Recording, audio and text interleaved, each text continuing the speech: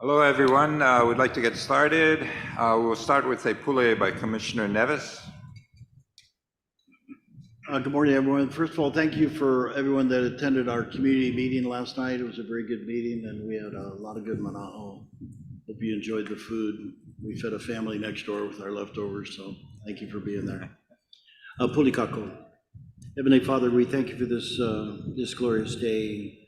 Thank you for watching over us as we participate in this meeting. We share our mana'o with the commission and with our community. We ask you to bless those that are here, those who are less fortunate to be here. We ask you to bless us as we go throughout this meeting and bless us as we go home. For those that are online, we ask you to also bless them. We ask you to continue blessing for our island of Kauai and for the commission and for the commissioners as they do their duty. And we ask that your graces be upon us as we move forward in our duty as commissioners. And we say these things in the name of thy Son, Jesus Christ. Amen. Amen. Amen. The meeting of the Hawaiian Homes Commission is called to order. The meeting is being held live and in person at the Hilton Garden in Kauai, Wailua, at 3-5920 Kuhio Highway, Kapa'a, Kauai, 96746, and virtually via Zoom. I'm Kali Watson, Chairman of the Hawaiian Homes Commission, and today's date is August 20th, 2024. The time is 9:32. Leah, will you please call the roll? Commissioner Freitas? Sure. Commissioner Kalekini by Zoom. Commissioner Kalepa? Present. Commissioner Kaneakua by Zoom. Aye. Oh, you're a little soft. Commissioner Lasua by Zoom. Here. Commissioner Marfil. Here. Commissioner Namu'o is excused. Commissioner Nevis. Aye. Chair Watson. Here. 8 members present. We have a quorum.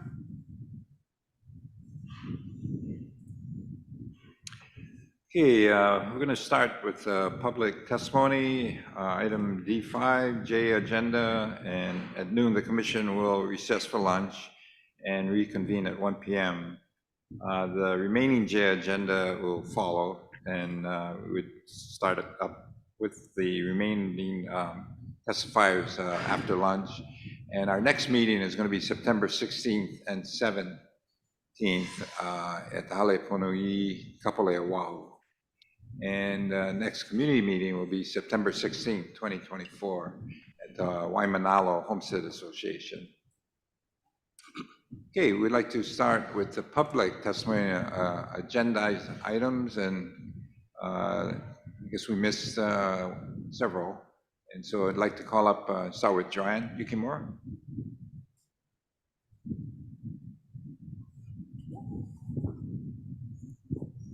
Chair Watson and commissioners, good morning. Morning. I want to start by apologizing for not being present yesterday morning when my name was called. I misunderstood and I thought the item was coming up later, but I am here today and I appreciate the opportunity to give my testimony. As I said, my name is Joanne Yukimura. I'm a lifelong resident of Kauai, and in my past life, I served as mayor and council member of Kauai, but today I speak as a concerned citizen of this beautiful island, and I thank you for meeting on Kauai today. I speak about the Courtyard at Waipouli proposal. I was on the council many years ago when the council attached an affordable housing condition to a bill that granted rezoning of lands just north of and adjacent to the Royal Sonesta at Nauwiliwili.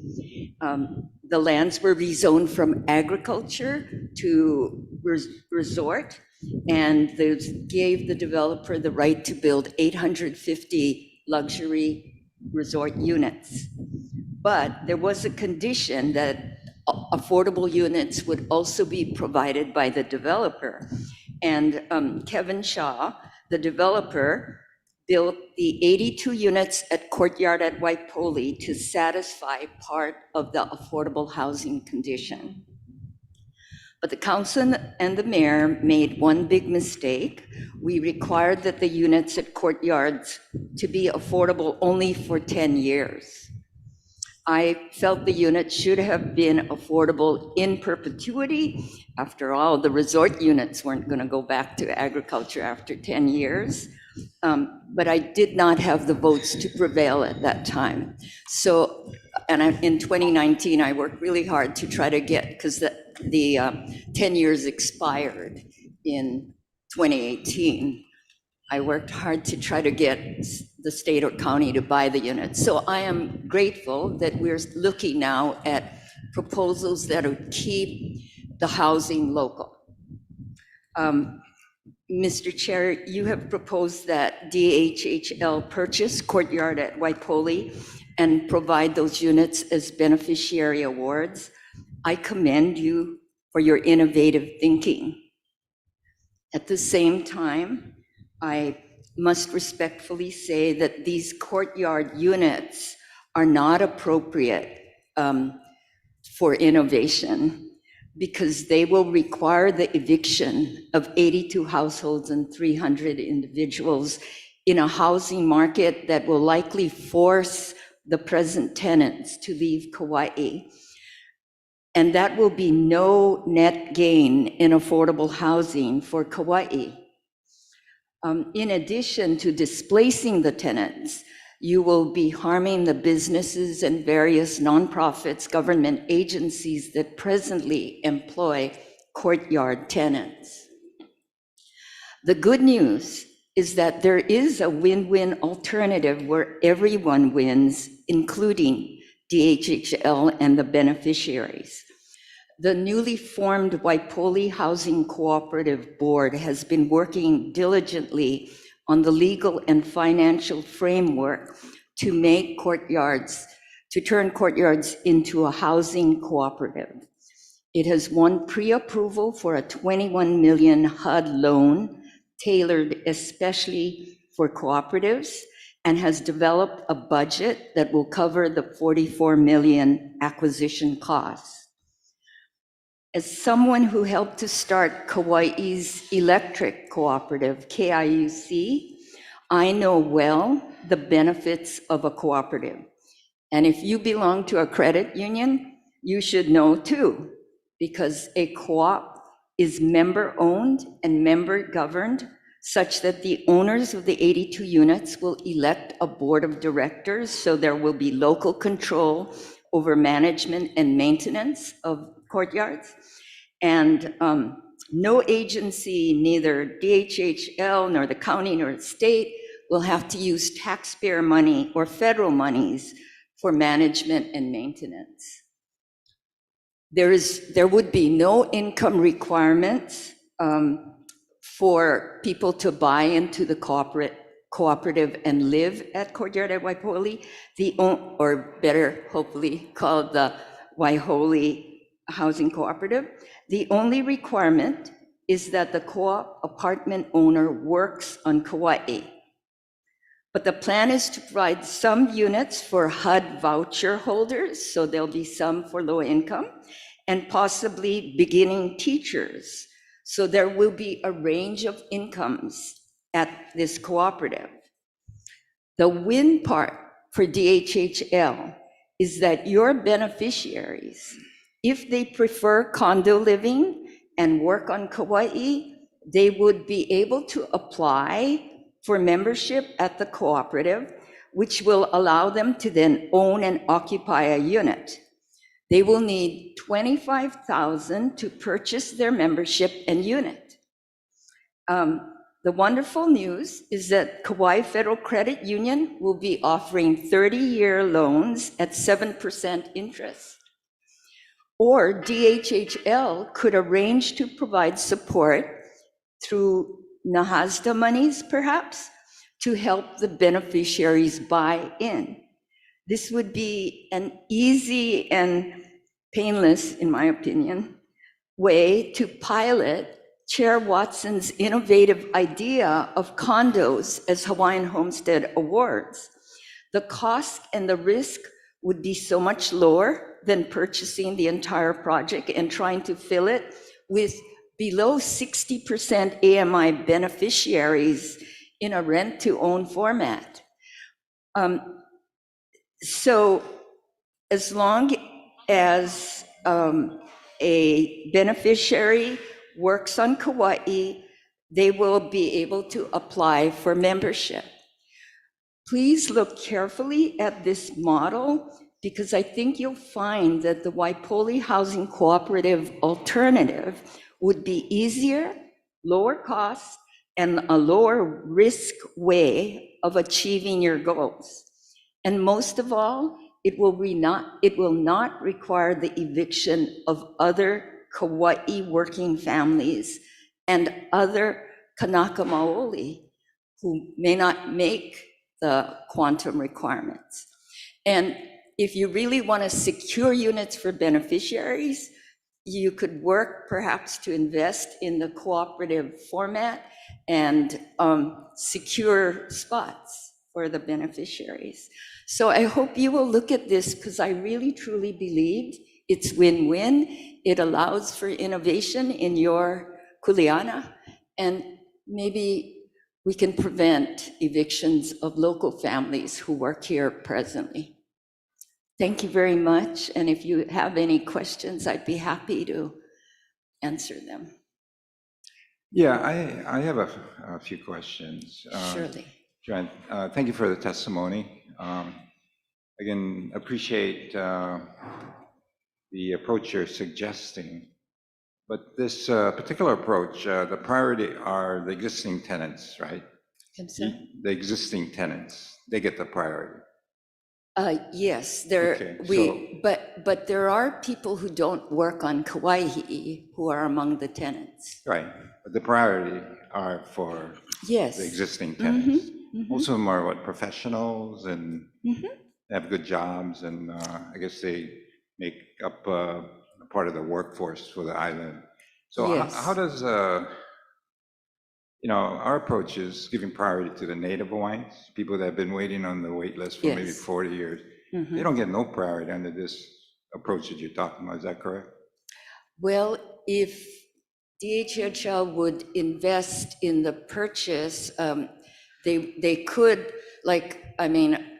our proposal to the county is you put some money toward buying the property, and you can have certain units for house voucher holders.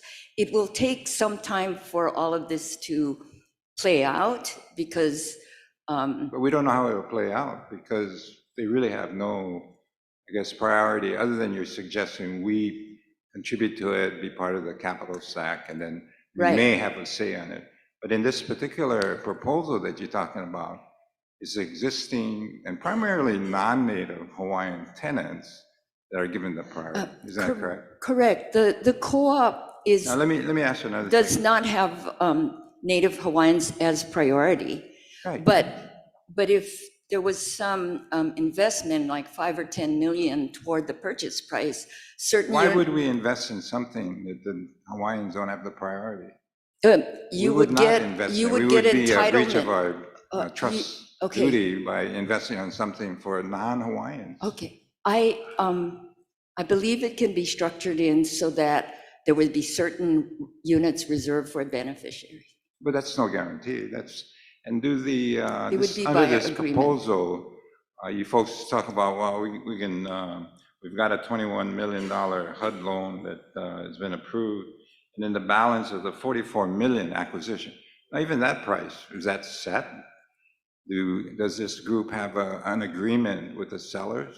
From my understanding is, if we don't do the deal, they're just going to sell it to some hotel chain or turn it into, rentals for tourists. And then there's also no restriction on the existing rent. Right now, that 10-year restriction has already expired. And in fact, most of the units are market, or a lot of them are market rate, aren't they? Yes, but I know the developer well, and Do you have an agreement with him? No, of course not, because he's wanting to first work with you, and that's. He also wants to sell it and get his money. Yes. Along with his two And we Chinese think investors. we can satisfy that part of You his can? desire. Where are you Yes. getting the balance of your money then? Are you contemplating getting money from the city council or county council? How does that I'd look? be happy to brief the body after, and if you decide that you want to work with us. Well, I want to work with my beneficiaries. I want to work with getting people off our wait list that have been waiting for 40 years Yes. for a place to live. I don't want to be working, and I'll be very frank about it, with recent people that moved to Kauai, maybe been here a couple of years, and don't appreciate and respect the native Hawaiian culture and the rights under this Hawaiian Homestead program. That's what I have a problem with. We will work with the tenants, assuming we move forward on this thing, to treat them fairly, to address their needs for relocation. We will, by law, as required, pay for the relocation costs, as well as if there's a disparity between what they're paying now and the market rent, we'll cover that for 41 months. So we'll treat them very, very fairly so that we can relocate them. But our priority are the native Hawaiians.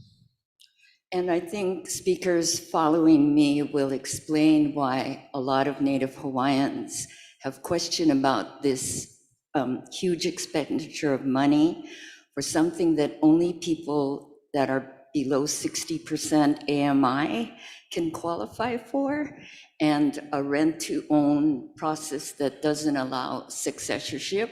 So I think. No, but that's incorrect. You're misstating the facts. Okay, then. Yeah, there are changes that are being done, and we changed the law where right. they receive a homestead lease up front. They don't wait for the 15-year compliance period to. So that's incorrect, what you're saying. Okay, then I stand corrected. And I think there's a lot of concern as to whether families would actually be able to be effectively relocated on a long-term basis. What about the people out there, the Native Hawaiians that are suffering? They're living in overcrowded conditions. A lot of them are homeless. A lot of them are dying on the wait list. What do we do with those people? Shouldn't they get the priority, don't you think? Yes, and the money that you won't spend on Courtyards can be used to create housing on Kauai that they want to live in. Right, the money that we're going to spend on the Courtyard will go as equity to the recipients of these homestead awards. That's where the money is going. It's not going into the program. It's going into the beneficiary to provide them affordable housing that they wouldn't otherwise be available. We all know that there's a real problem on Kauai regarding housing. So we're getting, you're right, innovative and creative to address that need. We have over 4,000 people on the Kauai waiting list, and we're trying to address that. And we're doing it in a way that I think is very appropriate. We're using primarily federal funds. We're going to borrow money, and we're also going to, use funds that will make the deal work.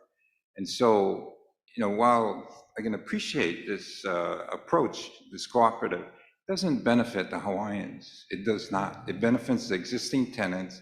And yesterday a couple of them testified, and to me, were very disrespectful. And they move to them here, and then suddenly they feel they're entitled to have housing at the expense of the Hawaiians. It doesn't work for me, and I don't think that works for the majority of the commissioners. Chair Watson, I hear your passion for making housing available to Native Hawaiians, but I think you need to hear the Native Hawaiians who have concerns about whether this proposal will be actually successful because it's so limited to beneficiaries who have 60% AMI and who want condo living. It's not going to be limited to that. Again, I have to correct you. It's not going to be limited to that. Oh, okay, so there's no income limits? I'm sorry? There will be no income limits?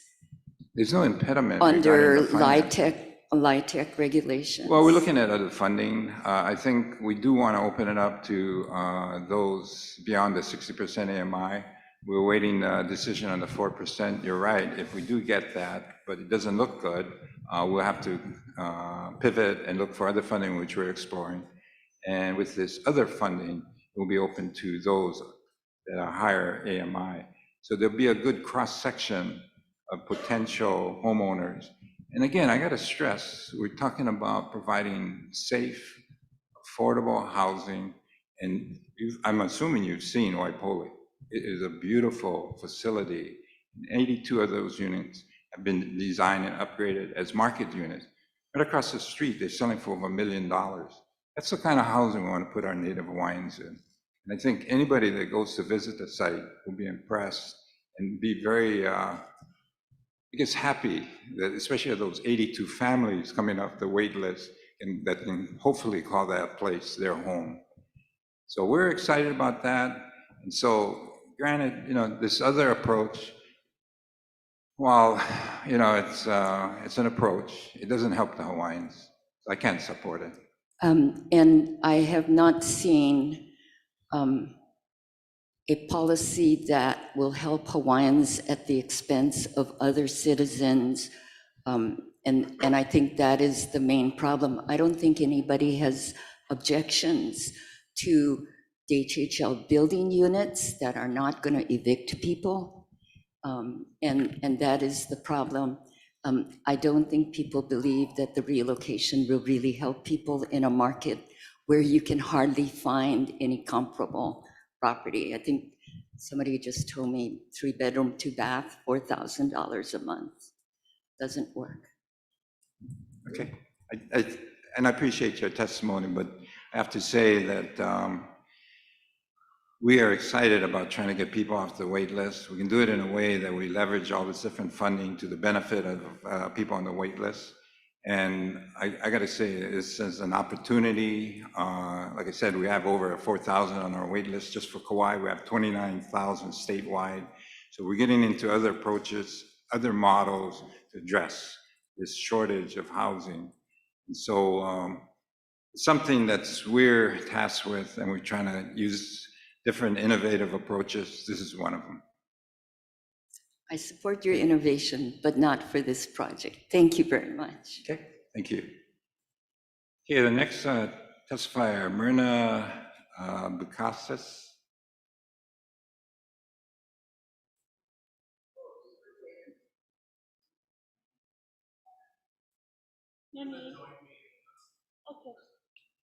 Okay, we're in J agenda. Next agenda item D4, Memorandum of Agreement between the State of Hawaii, Department of Hawaiian Homelands, and Hawaii Lending and Investments. Dean Oshiro. Morning, Chair, morning, Commissioners. Dean Oshiro, Loan Services Branch Manager, presenting item D4. Yesterday's workshop gave you a brief background of what the department is working with Hawaii Lending and Investments. Today, for your decision-making, is the action item to approve the MOA. It's two parts. One is to approve the new MOA between DHHL and HLI, and the second being delegate to the chairman the authority to execute the MOA upon the completion of the revisions if necessary. Our Deputy Attorney General, Alana Bryan, has been assisting us reviewing it. If the commission approves this submittal today, we'll go back to her one more time to make sure everything's okay, then forward to the chairman for his signature.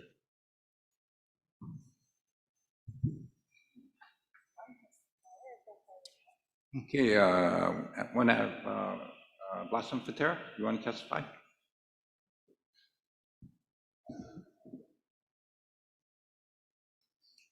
This is one of the very rare times that Dean and I stand shoulder to shoulder on the you're issue. kidding me.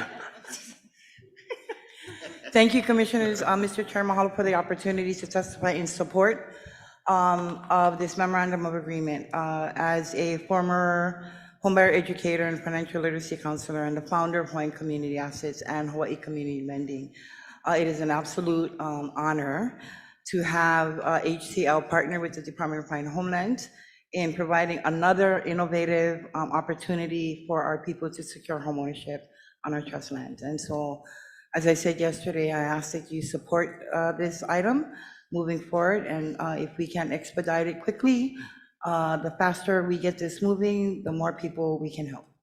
Mahalo.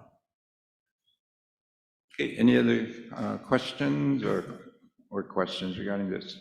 Yeah, I'd have to agree.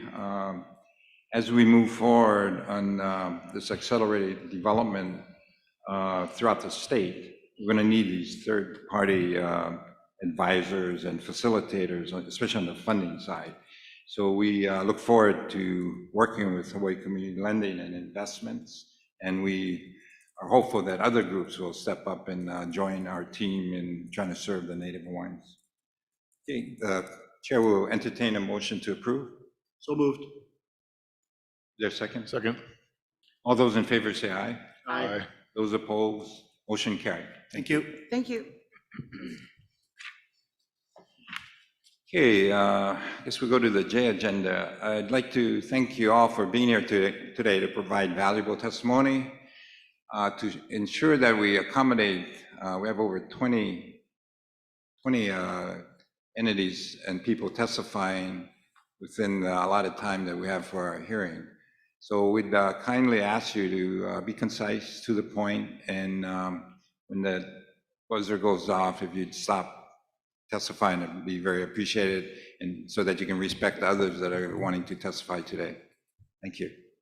Okay, first group will start with Kipukai Kuali'i. Aloha kakahiaka. Good morning, commissioners and chair. I'm Kipukai Kuali'i, and I'm here today as the president of the Anahola Hawaiian Homes Association. And with me is Bernadette Bukasas with the West Kauai Hawaiian Homestead Association. and also. Aloha, I'm Jordan Danner with HCDC, co-executive director of HCDC. So both our homestead in Kekaha, the West Kauai Hawaiian Homestead Association, and in Anahola, the Anahola Hawaiian Homes Association, are sister homestead beneficiary associations, HBAs, of the Kauai Mokupuni Council of the Hawaiian Homestead, the Sovereign Council of the Hawaiian Homestead Associations, or SHA. Both of our associations have the Homestead Community Development Corporation, HCDC, as our designated nonprofit developer. HCDC helps us to implement all aspects of development, including location, financing and capital, and management and construction of facilities, such as some of the ones we'll share with you here today. If you could advance the slide.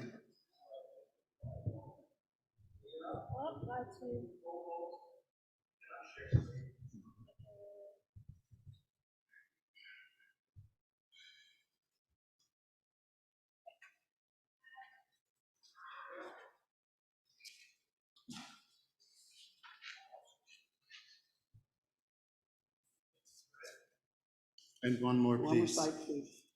Okay. Good morning. I'm going to update you on the West Kauai Hawaiian Homestead Association's completed projects and updated projects that we would like to do.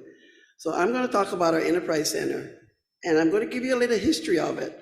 The Enterprise Center was the dreams of two of our kapunas, Lelia Binyahana and Leah Herrera, who has passed on now. And they had wanted this facility to be for their Hawaiian community, to be able to have events and also through business through it. So our community center has been used a lot. So we obtained a grant in 2008 from HUD to build our facility. And in 2011, the project included in our DHHL plan as a priority. 2012, the Enterprise Center was built on 3 acres of our trusted land known as Lot 51. It is operated by the West Kauai Hawaiian Homes Association and is owned and funded by HCDC 501c3. And our next project, can I have slides? There's slides more, right? Can you slide up? So this is another slide, please, of our facility. Okay. Okay, thank you. So this is our facility, and it's really used a lot in our community. And we're hoping to upgrade it so that we're able to maintain people to camp over there and have, showers and all, to go beyond what we want to use it for. Also as a kitchen where people can use to serve there. So this is our center right now. Our next plan, which is the biggest plan of all, is what we call the West Kauai Tsunami Evacuation Malka Campgrounds.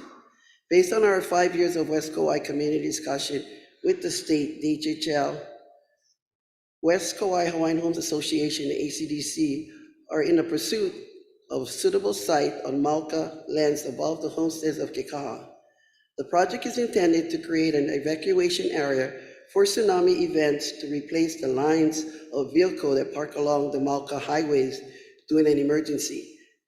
The facility to be developed consists of a pavilion and a youth campground for year-round use. In 2022, we requested 30 acres for our tsunami evacuation site and youth camp up at Kokei. ACDC 501c3 has raised and are holding $250K in capital for our project. My concern about this project being built up Kokei would be the fire litigation because of the fires that we've had up there, and being able to use it to draw revenue through the whole year long to be self-sustainable. That's one of the main projects that we want to do. So this is a real concern that we want to get complete up at Kokei, is an evacuation station for our Kekaha community.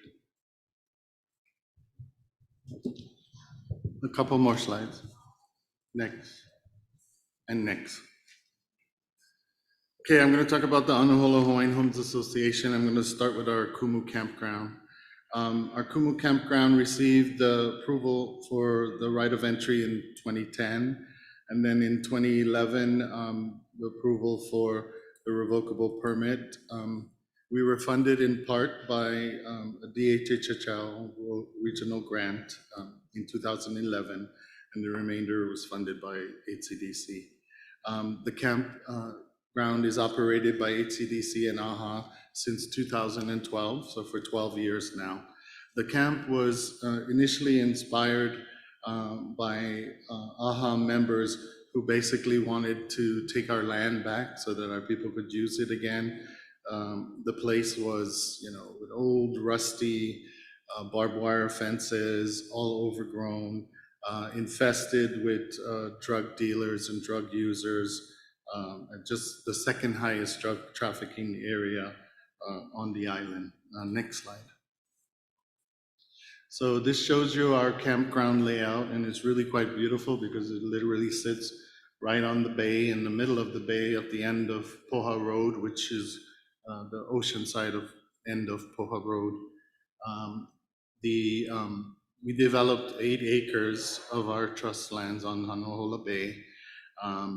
It features 12 bungalows and yurts, 15 campsites, a pavilion, and bath amenities for local and visiting families. Kumu Camp is a popular venue hosting youth and cultural exchanges, events, as well as family reunions. And I would tell you, my body still hurts a lot today because we had a co-ed volleyball tournament there this weekend on Saturday and Sunday.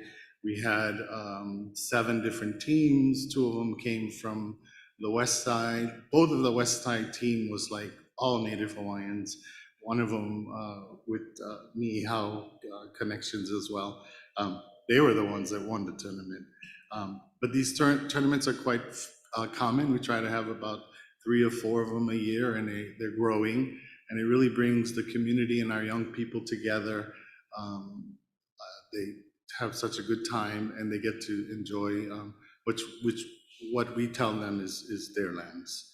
I don't think there's any place else in the state of Hawaii on the State Department of Hawaiian Homelands that has oceanfront property that we manage, own, operate, and enjoy. Next slide. On our campgrounds, we also have So this photo slide represents a grant. We won a grant from Native American Agricultural Fund, and many of our youth in Anahola have horses and stuff. So the grant was to build a corral. So this is Anahola youth building a corral. So we had a project. We met. They developed a council. They shared what things they wanted to see in their community. So this is a photo of a corral that's at Kumu Camp, completed corral. And then the next slide shows youth utilizing Kumu Camp from the Papakolea Homestead. So they came over and brought their youth one summer and spent some time over here at Kumu Camp as well. We could, I know we need to do better. There's so many better photos that we could also share, but this is just a very small representation. Next slide, please. So next, I want to talk about our Anahola Marketplace. So the marketplace, in 2004, DHHL issued a license on a half acre. We started by purchasing 2 dilapidated homes. They were vacant, overgrown, former drug houses right there on the Ioane and the highway. And that's where we started with that half acre. And I mean, you can see we started in 2004, so it's been 20 years of growth and investment by our members. In 2010, the marketplace was included in the regional plan. In 2011, we added an additional 10 acres on a license from the department to build a community certified kitchen and the marketplace. The community certified kitchen was built with HUD NIAC funding, Alaska Native Hawaiian institutions assisting communities. So with the Kauai Community College, and all we started with on the 10 acres, right on the front, nearing the highway, was the kitchen itself.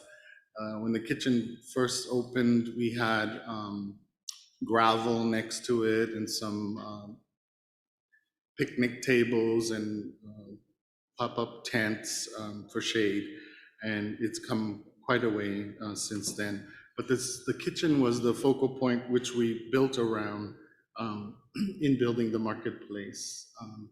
Again, the inspiration to build this was that particular area was an eyesore. It had been a dumping ground after the hurricane, a lot of junk cars. I mean, literally it was an unofficial dump ground. When during the hurricane, they put all the junk cars and large refrigerators and stoves and white trash and everything, all in that area. Next slide. So this was all part of the regional plan from June 2010, and many of our AHA leaders, you see some of them posted there, played a big role in creating and being a part of that regional plan. Next slide. The marketplace shows the layout. I'll let maybe Jordan say a little bit more about this slide and the next slide. Basically, it's focused around the kitchen, but Yeah, and we have some vendors, who rent space there or have their small businesses there. We have a thrift store. But I wanted to share in my nerves in speaking the first time on that youth grant. Through that grant, we were also able to bring youth we hosted kids from Indian country at Kumu Camp, and then we were also able to bring those youth to their homeland. So I just wanted to share that in my nerves. I totally forgot. But next slide. yeah, and so the marketplace is pretty cool. So it's located on the front section of those 10 acres.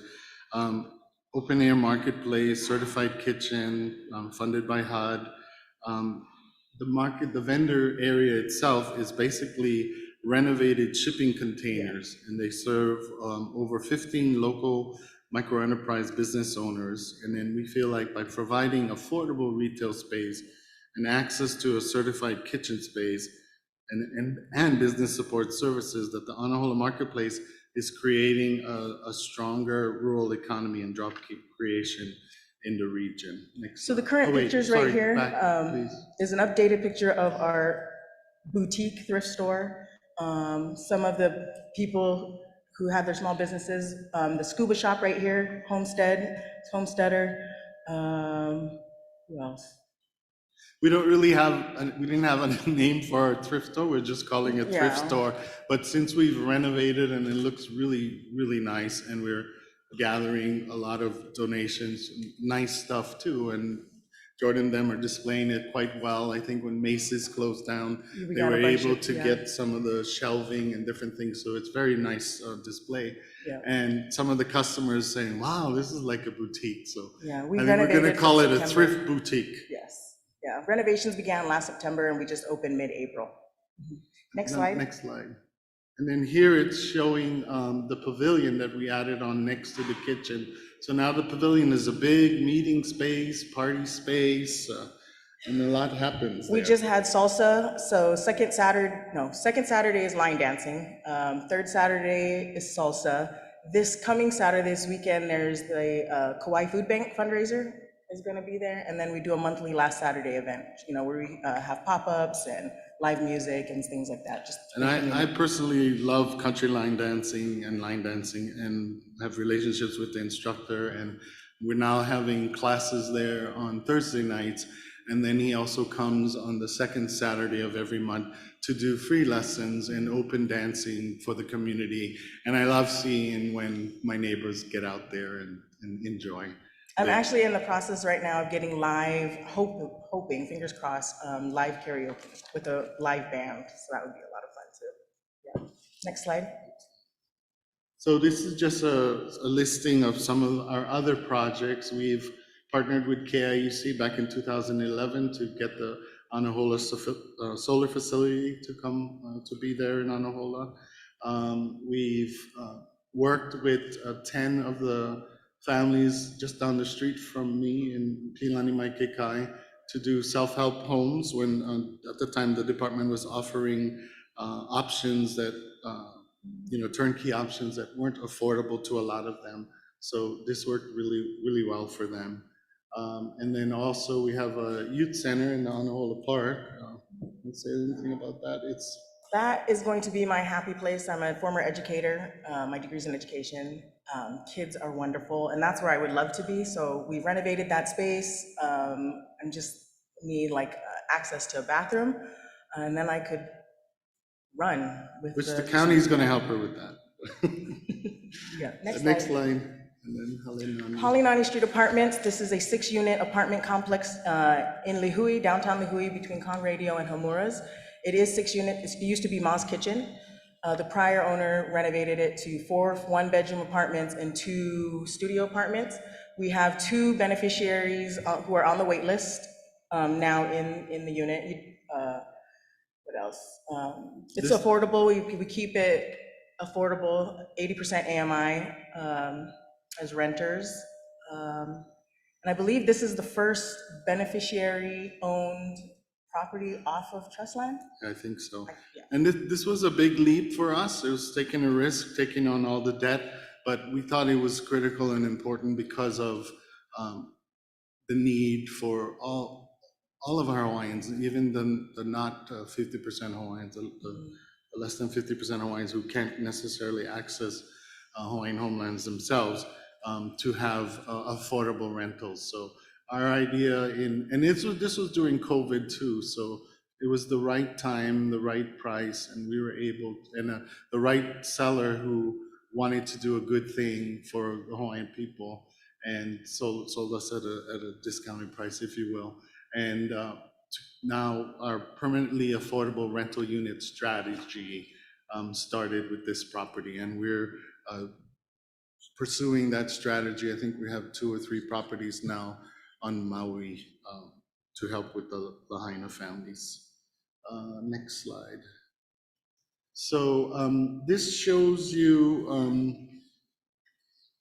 we also want to be part of the housing solutions, not just in purchasing and keeping affordable rental properties affordable, like the one in Lihue, Halenani, but also we're looking to take 3 acres of the land, the 10 acres that we have, and we're working with Group 70 to potentially design and of course we'll be working closely with community and everything to see if this might be possible. It's a 4-plex model. We're just thinking really small as a pilot, 20 units, so it would be like 5 of those 4-unit clusters.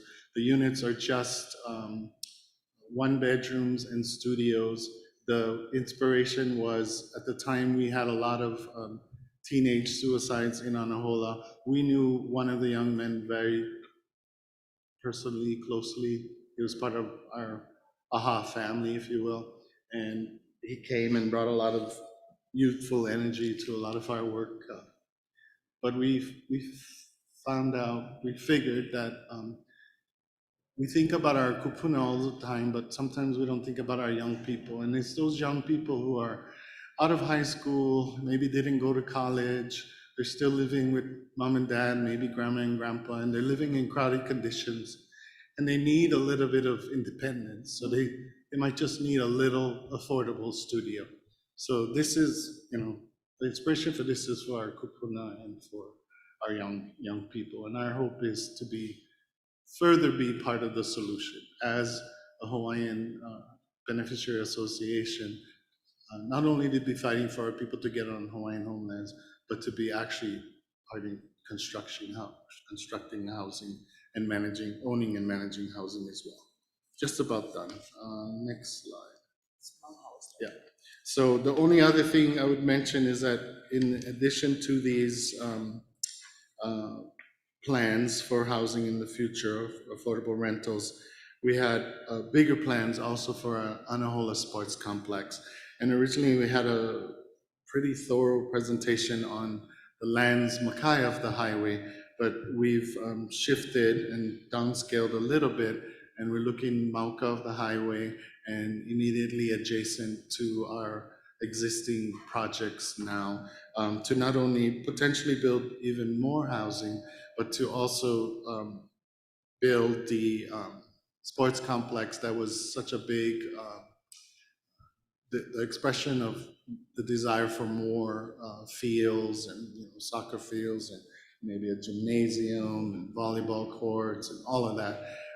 Rather than leaving our lands to sit fallow, or even maybe having all of them with cattle and horses, I think if we work together and support each other, we can develop more of our lands for our people to use.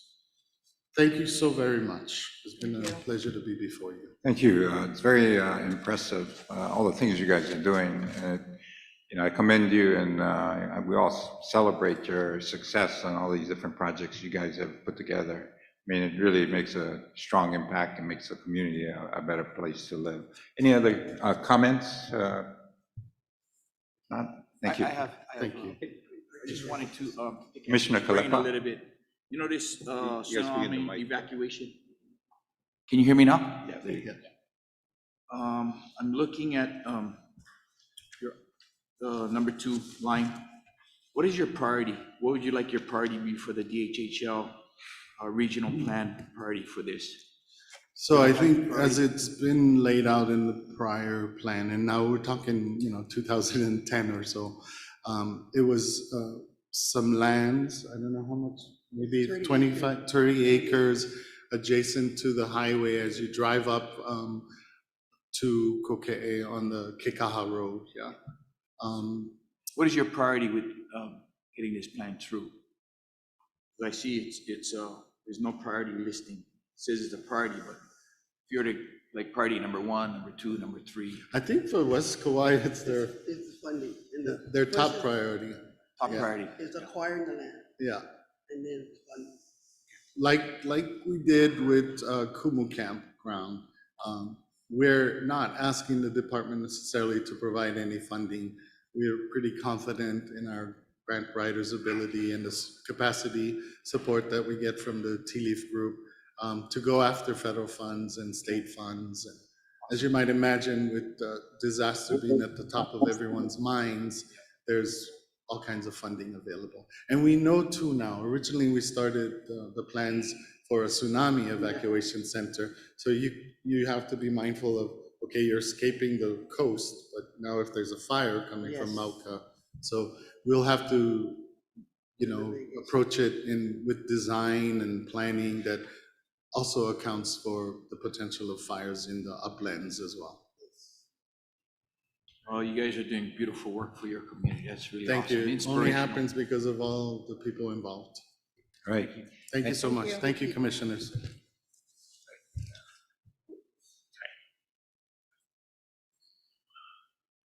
Okay, the next testifier, Jeremy Makepa, for the Aina Alliance update.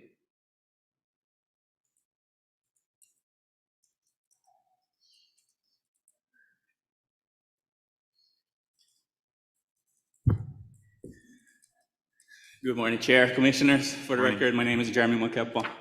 Hawaiian Homes Beneficiary out of Anahola. Before I get started on our updates, I just get some comments that wanted to say on some of the stuff that was started already for testifying. We are totally blessed to have Kipukai and Auntie Myrna out here, East and West, putting that together. So I just trying to follow that model, seeing them together. They did talk about the sports complex, and then I saw Chairman Freitas out there in Panaeva. So if we ever put together something like the Panaeva Park with a basketball court that they get and all that, my boys always play in tournaments over there. So I would totally support one sports complex with something like Panaeva's Park. I'd even help build them if can. And I also like to commend Commissioner Watson for squashing any ideas about the courtyard being for non-Hawaiians, because get plenty Hawaiians. I heard all the testimonies yesterday talking about those people who stay inside there and trying to vilify the department for using those homes as Hawaiian homes. But with all the injustices that have been done to our people, for them to come over here and talk about their sad stories about they're gonna be misplaced, I kind of offended about that. So listening to Chair Kali, trying to be innovative and look at ways to put people in houses, even though it might not be the ideal thing where we can get one house and one lot, 3-bedroom house. Hey, $1.4 million house average on Kauai. Bro, I take that place. If I wasn't blessed with one beneficiary homestead myself, I get my daughter living there. Plenty people get several generations of family living in one house because they was blessed with one beneficiary house. I get my sister living in Texas, my brother living with my mom. They would guarantee take that place because it offers an opportunity to at least save money so that you can buy one place of your own. With $1.4 million houses up on the market, no way you can get one house. So, unfortunately, somebody got to be put out to the side for make room for this. But it's better than alternative. They're going to sell them as a resort, and they're not going to get nothing. At least in this way, they're going to get support through federal grants and all of these federal funding. So, to me, they're getting the best of it because they're going to get support from the government later by us taking over. Or they can just wait a little while more and the resort developer going to sell out, they're not going to get nothing. So, I commend Chair Watson for standing up for our people and looking out for what is best for, the people who still waiting and living with mom and dad and grandma and grandpa waiting on the list 40 years. So I just wanted to bring that up because plenty of people said, hey, no more any Hawaiians who looking for that. I can tell you what, in my family already get at least 2 or 3 people who would take that. But for me, I fortunately blessed with one Hawaiian homeland. Okay. So with that, I'm going to update you guys on our progress in Anahola. My name is Jeremy Makepa. I'm the president of Vine Alliance. I've been in the Kauai Fire Department for 21 years. I'm a fire captain, Anahola resident, Homestead leasee, and I've been in coordination with multiple state, county, and private organizations for the benefit of DHHL lands in Anahola. The big question and the big reason why I got involved with this is our community safe? We've seen the disaster in Lahaina last year take out that whole town, all the fires in Maui, and people wondering what we can do. But to me, this is all symptoms of land mismanagement. We're not managing our water well, we're not putting them all in, we're putting people in the wrong places, we're not respecting the culture that was put in here in place, and now we're dealing with that. So we gotta put stuff in place so that our lands are taken care of, and if we take care of our land, then we take care of our people. On Kauai alone, Kauai wildfires, here I have a picture of Anahola's fire just 1 month after Maui had burned. We had a scare in Anahola that had come up through the Makai side, ashes raining down on plenty of people's houses, including some of the houses of people in this room right now.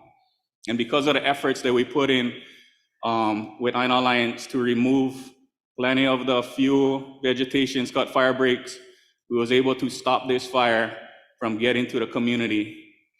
This year, we're looking at on the left, the Hanapepe fires that had moved down almost 800 acres threatening our Hanapepe Heights, Homesteads areas, and the village of Kamakani.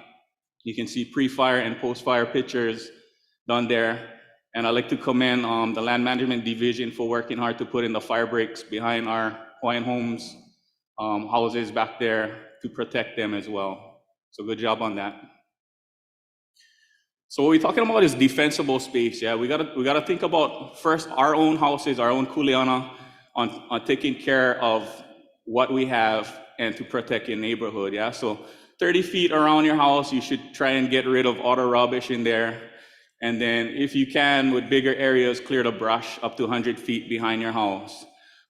As you look around your neighborhoods in Hawaiian homes, often you see a lot of fire threats living next door. So I think we need to do a better job as a management agency to look at properties that are under our control and make sure guys throw away the rubbish so that they're not threatening the neighbor's house by collecting cars and tires and rubbish in the yards. So I just wanted to bring that attention. But for us, for Anna Alliance, we look at it from a community level. So what we've been doing is trying to take some of these vacant and unused lands and transform them and try and protect them by using that concept of defensible space, by creating fire breaks in some of these areas that have been fire prone. When I got started in this 4 years ago as the fire prevention captain, looking at community risk reduction, this area was the most frequent wildfire area that we would respond to in the Kauai Fire Department. Starting here at this phase 1 area at the bottom of Kukuihale Road, right above the beach park. We had used heat maps to see where the frequency was. So that's why we started here with phase 1. The grant that you guys provided us last year helped us to create this first phase of the road. So you can see what I had proposed in the grant, and you can see the completed first phase of this grant completed with the fire break done. In phase 2, we're looking at the area going across the beach. So in this area alone, that patch of sand right there that you see on the map, we had pulled about 50 cars off the beach from that area. Plenty community involvement, plenty heavy equipment needed to be involved to get that off, but now it's beautiful. It's a beautiful beach. Kanuikapono has been down there to do cleanups and community events. I love seeing the kids down there fishing and doing that stuff. Well, basically what we've done is made this safe. This was a haven for homelessness, crime, criminal activity, but there needs to be some order in this. So unfortunately, we gotta block them off, because if we leave them open, we're gonna get more cars and criminal activity. But I just wanted to show the progress on our grant. We had already cut this fire break, putting in fences for grazing to control some of the vegetation. And we actually added in 2 more fire break roads that run vertically to this one because of the fire load in that area. It's so much rubbish inside. I thought it was more important that we break it up in case they on fire again. We can isolate the areas a little bit better. Next, we're gonna be working on phase 3. This is more of the area across of the solar farm. There's existing roads in that area. So what we're gonna be doing is widening them, gridding this out a little bit better so that emergency access can make it in there, isolate fires and put them out. But all of the efforts from the county and state DOFA to initially create these roads, your grant is helping us to maintain it and keep it wide enough that firefighters can access this and put them out in case fires happen in this area. The challenges we've had in doing this was the abandoned vehicles and tires in this area. You can see the pictures, crazy amounts of rubbish, decades and decades of dumping in this area. In that fire last year that was threatening our neighborhood, I'd count 68 abandoned cars got burned in that thing. The amount of tires, the amount of rubbish we'd pull out, I mean, that's the challenges. So taking us a little bit longer than we thought, but I mean, the next picture shows our community coming out and helping us working in this area. Kind of one hazmat situation. I mean, we would rather the department come in and deal with this kind of stuff, but we never get any help yet as far as removing cars, but at least people come out and and help us when need. Next for us, we're working with NRCS on a conservation plan. NRCS is the Natural Resources Conservation Service. I reached out to USDA looking for professional technical support in how to manage this land from their perspective. So they've been coming out since March to try and help us with this plan. I'm also working with as a sub-grantee with grants for NOAA, for sea level rise, climate change, KIMA, and then looking at some FEMA grants coming out for flood and sea level rise in that area. County planning also has the East Kauai Development Plan that I'm going to try and work in our plans with them, and then looking at technical support from UH Manoa to support our disaster resilience planning. And of course, for disaster planning, if we can network well together and get all the pieces in place in case there's storms like hurricanes where infrastructure damage, people lose homes, limited food and medicine, at least we're gonna have contacts and practice in place to deal with a disaster like this. The next grant that you guys provided for disaster resilience will also involve a Makai management plan. So we get the community more involved in ways of economic stability, educational pathways, quality housing, and healthy outcomes. Looking at ways to use this land as low impact activities, trails and bike and hiking, maybe just adopt a bay for the day for cleanups, camping and cleanup events. With all of the work that we have for heavy equipment and clearing the area, it would be a great opportunity for workforce development, probably like training people on heavy machinery, construction, landscaping, and even agricultural. We have, for educational pathways, this place is ideal now that it's safe for schools to come in. We had Kavaikini coming in for workshops, Kanuikapono. This summer we had UH West Oahu and Oregon State University coming in for indigenous health studies and STEM projects. And then we've had cultural workshops through OHA that were put on in here. With the NRCS grant, it does provide funding for high tunnel greenhouses and solar and water components that come with that. We're looking at using those facilities to assist with the Kulana settlement plan as possibly a off-grid tiny home kind of learning area, so that people who are on that list could possibly use this as a training ground for their selection in lots. And then for healthy outcomes, looking at traditional ways of healing with La'au workshops, and then just getting out there, cleaning coastlines, being involved in conservation planning, having safe meeting places along the coast and secure access. It provides the community ways to get involved. And then Analyze is just, our mission is to convert these land liabilities into community assets. I always include this slide with my son at this facility. This would be a dream to set something like this up where our youth could get involved and have all kind of equipment out there to help help with the environment and have the resources they need so that we can come back. Because right now we're sending all our kids off to college, but they don't know house will come back to, they don't know jobs. Looking at this place as an area to perpetuate that and bring our people home, that is the dream. So that's it. Mahalo. Makepa, it's like the group before you, very, very impressive, all the work you're doing. We appreciate your contribution to the community. Any comments? Sure. Commissioner Nevis? Yeah, Makepa, you took on a big one.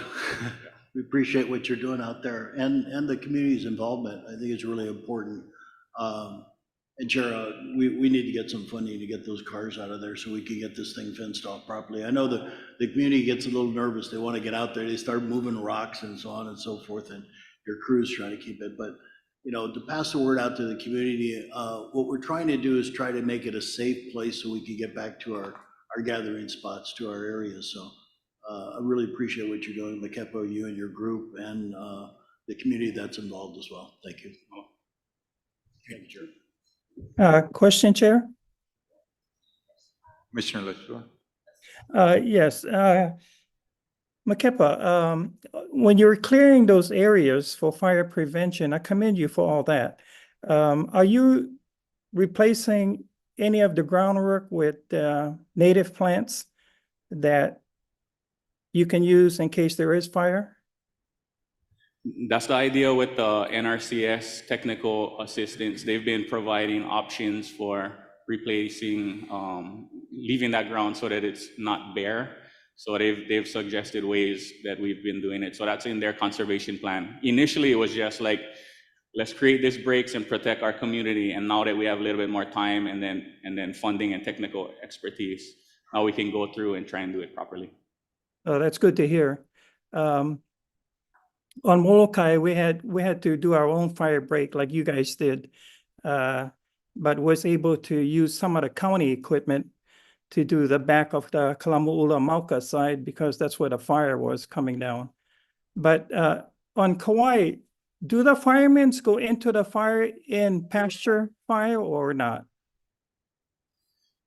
Yeah, so initially the county helped us because the fire department couldn't get access into this area because it had too much cars blocking all the roads and had metal and engines and everything. So we would pop our tires trying to go in and put it out. So yes, we do go in and try and fight these fires.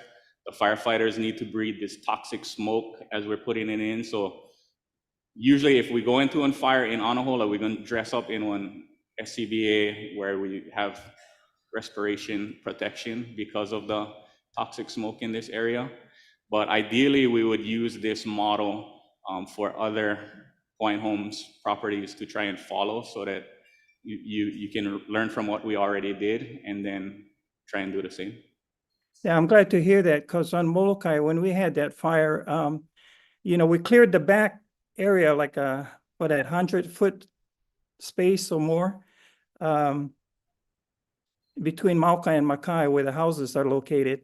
But when we had the fire department wouldn't go in.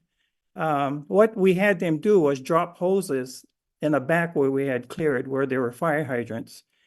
And then the beneficiaries were the ones who was manning that and watering down all the areas on the back of that, which prevented, if not for the homesteaders, prevented the fire from coming up to the houses. So in that sense, and we're still doing it now, even now, because the fire department here in Maui, I guess it's a union rule that they can't go into the fire if there's no access road or, it's not like the forest fires. So Yeah, I'm not sure how they do them on Maui, but it's always up to the incident commander on the safety of their personnel. Like you're saying, if no more access, they're worried about getting trapped in there themselves. And if really no more any lives to be saved by sending your personnel in because it's just grass, it might be smarter to just let the fire burn to them and then put it out as the front comes through. But I commend you guys for doing community involvement to try and protect your own homes. I think that's very smart to do, and getting your people together to plan it out. I would recommend having Hawaii Wildfire Mitigation Organization work with you guys to try and get some kind of certified wildfire team together there in Molokai. what's the name of it? What is the name? HWMO is the group for the state Hawaii Wildfire Management Organization. Okay. HAO. All right, thank you. Welcome. Okay, thank you, Jim. Okay, the next testifier on the J agenda, Claire Niheu.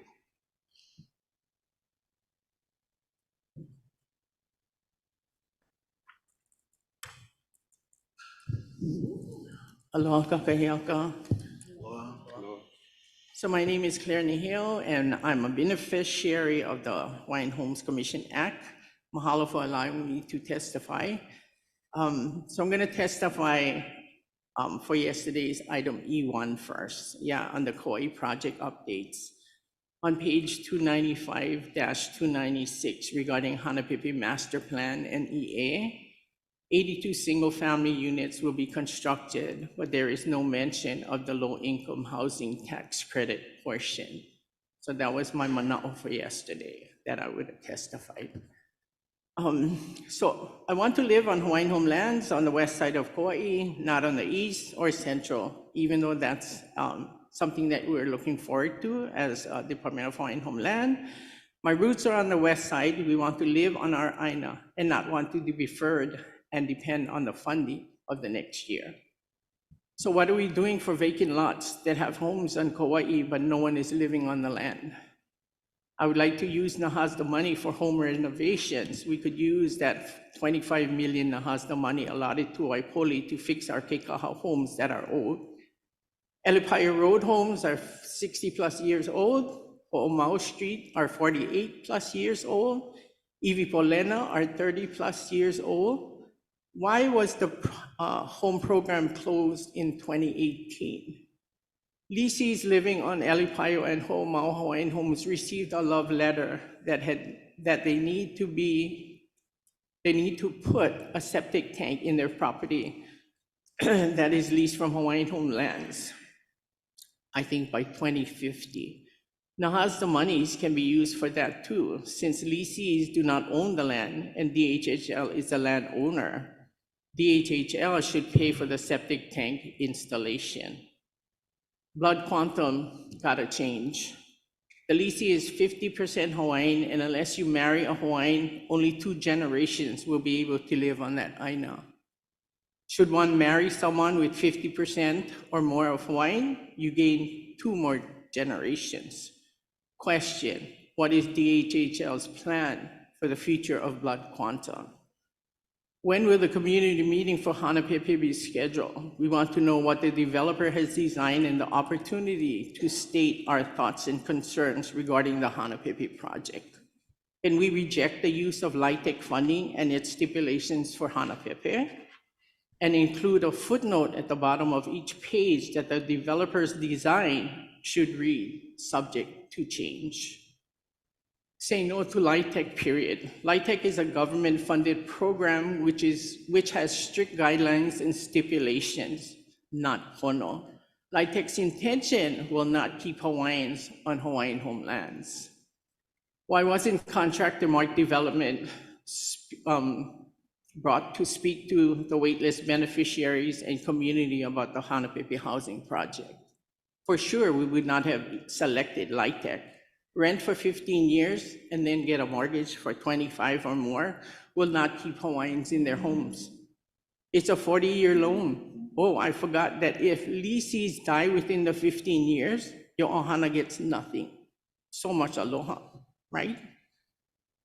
That's what's going to happen. I'm certain that Keli'i Jonah Kalani Anaole Kuhio did not intend this for his people. Is that what he fought for and established? If he could walk this land, what would he say? Away, away. He would away. LIHTC is not in alignment with the mission of the Hawaiian Homes Commission Act. It's a conflict of interest to use federal monies with specific rules, regulations, and stipulations. LIHTC is a federal stipulation on Hawaiian homelands, and Hawaiians should live on lands without restrictions. If DHHL and the developer were thinking about our Hawaiian people, self-help housing and Habitat for Humanity homes for Hanapepe lot is preferred. Hawaiian homes using their sweat equity and learning to build their homes would enable them to make their own home repairs. That's empowering Hawaiians. Prince Kuhio would say, Imua, Maikai. In 1996, the first phase of Hanapepe began. I was a beneficiary who could select the turnkey lot built. I turned it down because my rent in 1996 would be $1,600 a month for my family of 4. This was not affordable. Later, I learned that the Hanapepe homes were rent-to-own homes. How did that happen? I qualified for self-help housing in Hanapepe, and my ohana and I built my home. The Hawaiian Homes Hanapepe 3-bedroom house allowed for a 4th bedroom with 4 extra feet in my present home. My rent, $700. How you gonna act? That was affordable. So I'm convinced and strongly recommend that self-help housing and Habitat for Humanity for our Hawaiian people. The Hawaiian Homes Commission Act is a land-based trust. We live on the Aina and not expect us to live in apartments. The Hawaiian Homes Commission Act intended to return Native Hawaiians to the land, as well as encouraging us to become self-sufficient farmers, ranchers, and homesteaders on leased parcel of reserve land. What happened to Pu'upai? Why is agricultural land not given out? We can put a house on agricultural land too. Why are ranch lots not given out? What needs to happen so West Kauai Hawaiians could become eligible for Kuleana lots? Hawaiian Home has a lot of land on the west side, yet no Hawaiians live on the land. I understand that DHHL may be leasing Hawaiian Home lands to non-Hawaiians. Is this on the west side? How can that be? DHHL should create a comprehensive brochure listing all services regarding the process of qualifying for housing. It should include contact information, name, phone number, email address, website, everything else, a summary of each service. DHHL should be proactive than we as being reactive. The brochure should be included on the DHHL website and at each local DHHL office. We cannot assume that Hawaiians have the necessary technology to access DHHL information and services. Knowledge is powerful for our Hawaiian people. So, mahalo nui. Any questions? Any questions? Thank you very much. Sure. Oh, Just make Commissioner some Nevis? comments. First of all, Auntie, thank you for coming from Kikar and representing our folks in Niihau. A lot of questions, a lot of concerns. Cherry just asked that we look through some of these questions and concerns and take them seriously as we move forward. Thank you. Okay, thank you. Let's see, the next testifier, Starlyn Kaupu.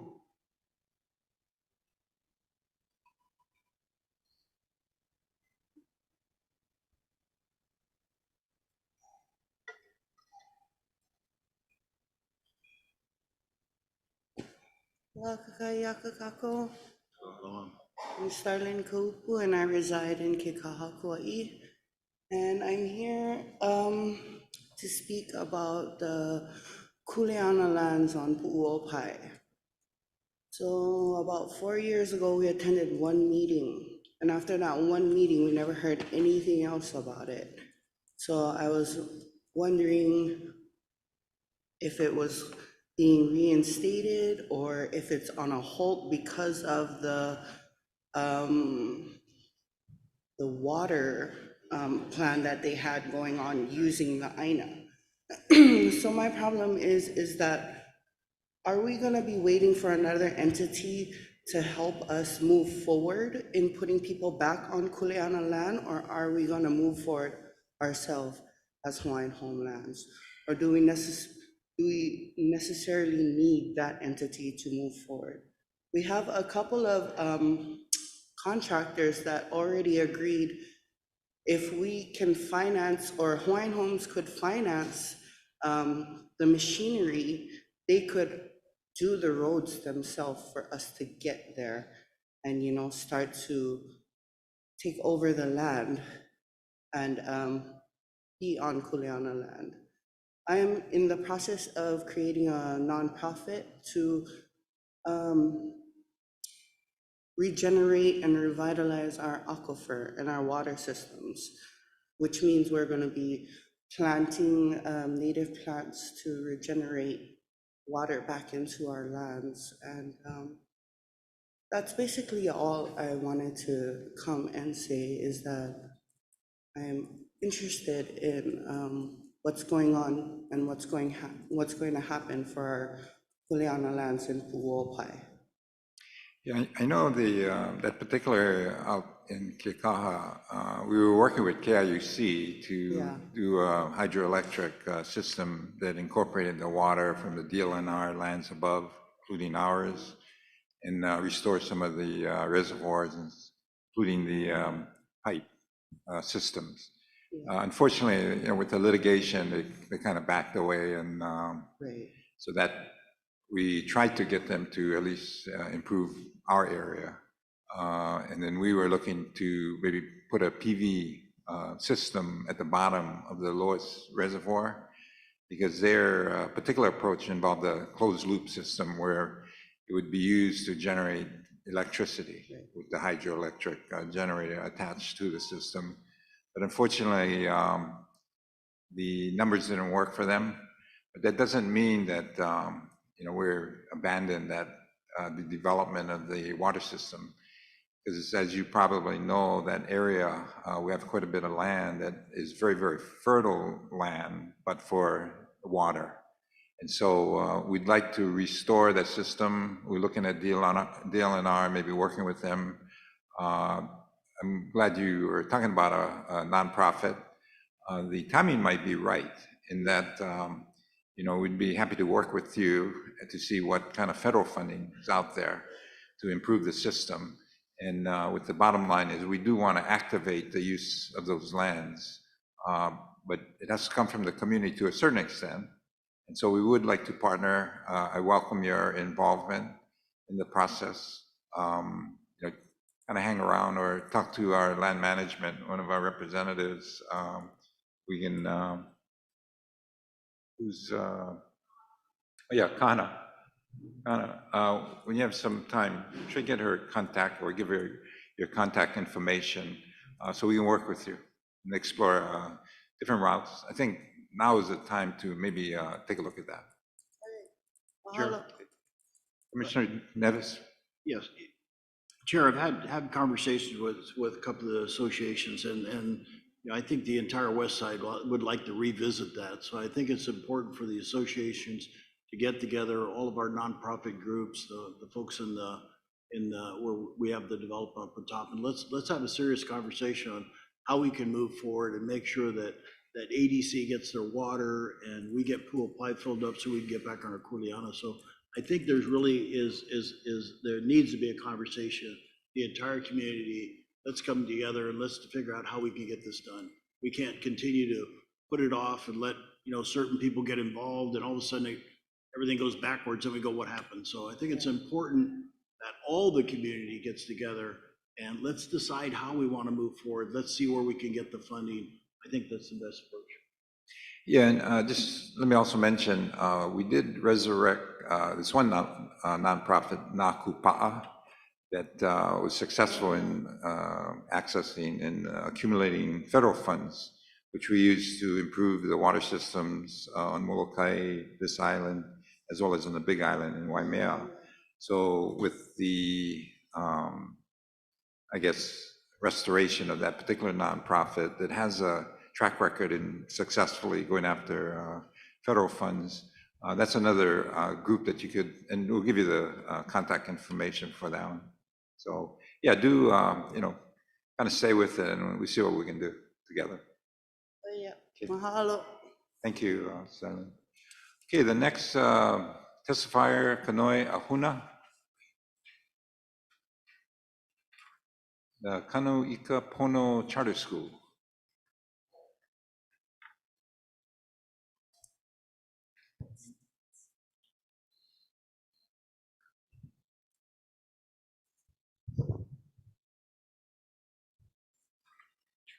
Aloha wau Kanoi Ohuna Po'okula o Kanu'ika Public Charter School. Aloha Chair Watson, aloha Commissioner Nevis and commissioners.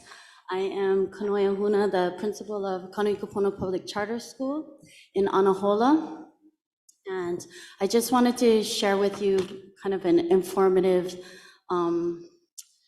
introduction to our conceptual master plan in regards to an extension of our kula. We received 7 acres from you, mahalo, back in last year in January, and we have been looking to extend our kula to add a preschool and so forth. So I just wanted to kind of bring you up to date with that. If you can go to the next slide, please.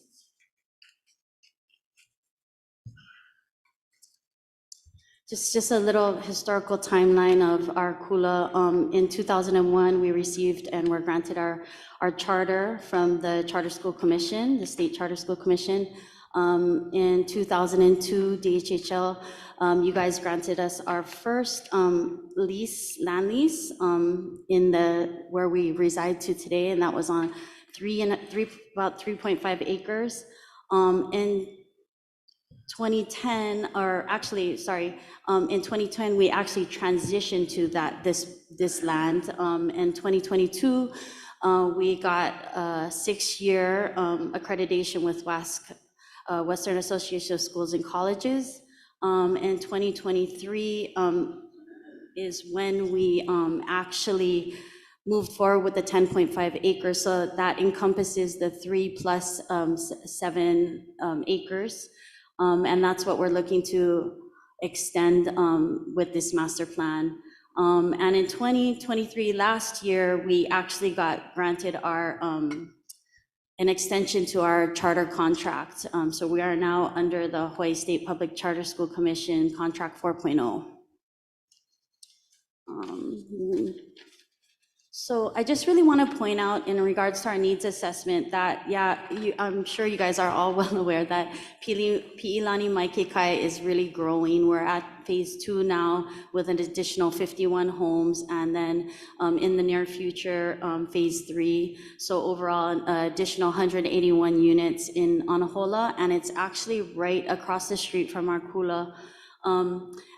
Also, we have kind of lost our preschool in the Anahola area. Kamehameha Preschools was formerly on Department of Education land in Anahola. They were there for years, and they have now had to move to Kapa'a area. So we don't have any existing preschool right now that actually served 50 to 60 students in the Anahola area. Some socioeconomic data, our current student population grades kindergarten through 12. We serve 213 students. Our Native Hawaiian population has actually grown over the last 5 years, along with our Anahola resident population. It's probably increased or doubled in the last 5 years. It's really nice to see we have students actually walking to school, riding their bikes to school. We actually have a bike rack now. We've even had students ride their horse to school. We are a Title I school, so 54.95% are poverty, minimum poverty threshold. And then we do have like a high school food security issue. So we don't have a current commercial kitchen or food service on our, like a school food service at our school because of not having a commercial kitchen in place. And so we've partnered with Hawaii Food Bank and Kauai Independent Food Bank, which we are part of their backpack program, which is like a food pantry, as well as they provide snacks for us during the school day. We've kind of built a partnership with local school vendors, local food vendors for our school program. Leong's Meat House, Musubi Truck, where they like put together a $5 and $7 meal. Each day there's a different meal from a different local school vendor, our local food truck, and then they provide the meals and bring them to our school. But that is even that is expensive for our haumana and our families. And so we're really probably put about 40,000 into providing lunches to our students that are in need due to homelessness, poverty, or just like low income families. Just to give you some background regarding that. And then what I do want to say is mahalo, Jeremy's here. Some of our community partnerships, and I really want to point out the Anahola community partnerships, which is Aina Alliance. We have done like coastal restoration of native plants. And so mahalo for him to give it, like clearing that area and his team clearing that area and making it safe for our haumana. We've had like community renewal days with families and our students down there. Also, we've worked with we have an ongoing relationship with Kukulu Kumuhana, Auntie Ray, and where we take our students up weekly up to her farm, Mauka, and then they also come down into our schools and do some Aina-based work with our Haumana Antinalani Kaneakua with Ko'olaulimu project. We had an amazing summer program with them.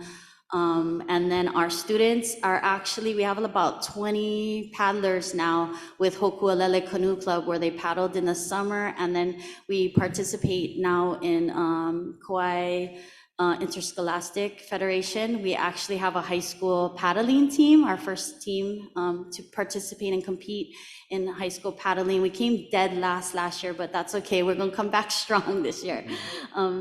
And then we are really trying to keep within our Aina-based projects within Anahola and the Ko'olau Moku.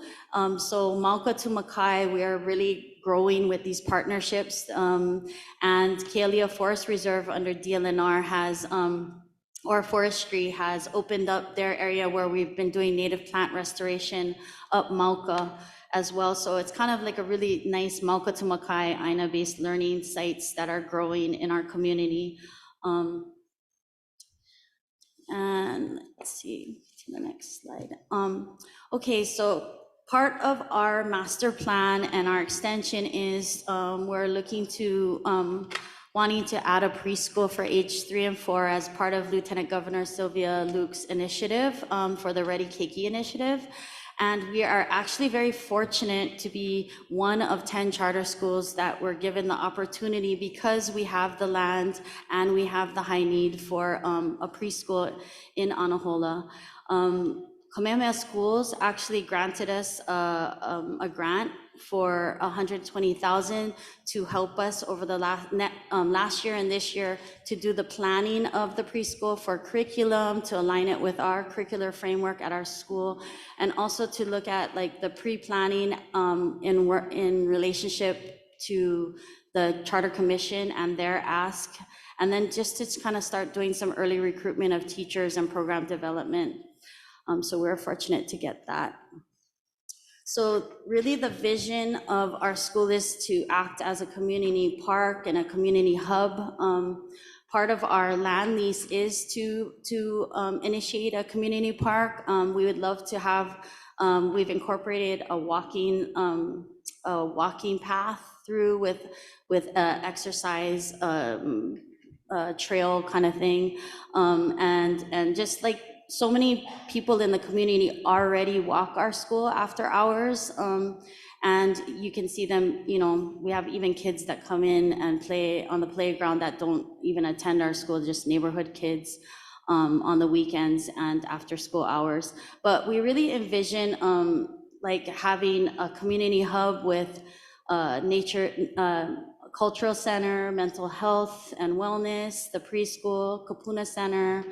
We receive currently healthcare from Ho'ololahui, Hawaii, where they come in and they've provided vision and dental care to our students, as well as vaccinations. Yeah, and just so going to the next slide this is a conceptual master plan. And we have been working with our land manager, Kaipo Duncan, as well as Nancy, and your planning to really move forward with an environmental assessment. And also we have been engaging with community. We did do a community survey with Pilimai residents, as well as our Anahola families and students and staff and teachers, where we really asked them what they want to see, and these are the kind of things that came up, is a multi-purpose halal space with a commercial kitchen, and to have opportunities for events, and for families to have their luau's and graduation parties at, and so forth. To the left, if you see, that's where the preschool is, and it will be our priority one for our master plan. So it's aligned with the Lieutenant Governor's priorities to get the preschools out. So The first priority will be our preschool, the second priority will be our commercial kitchen, and the third priority will be the amphitheater.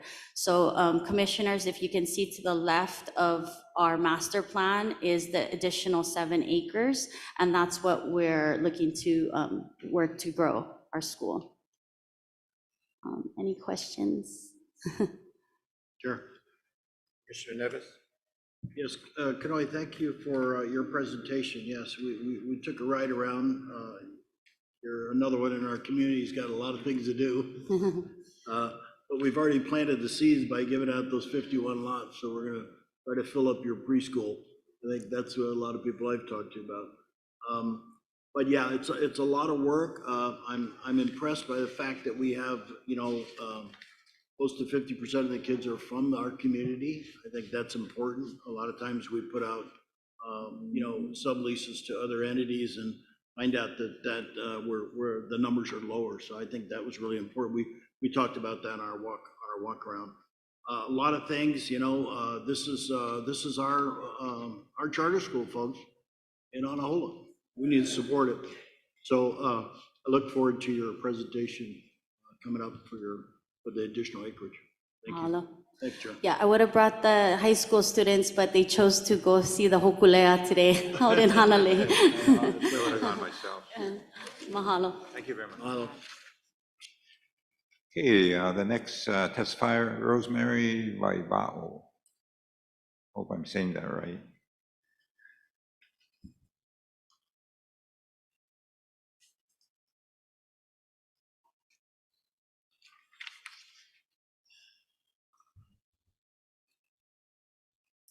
Aloha.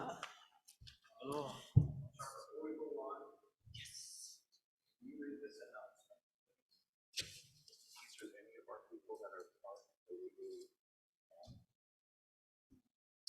Let's see, there's a black Chevy SUV and Toyota Camry parked in our Diamond Head lot with no pass.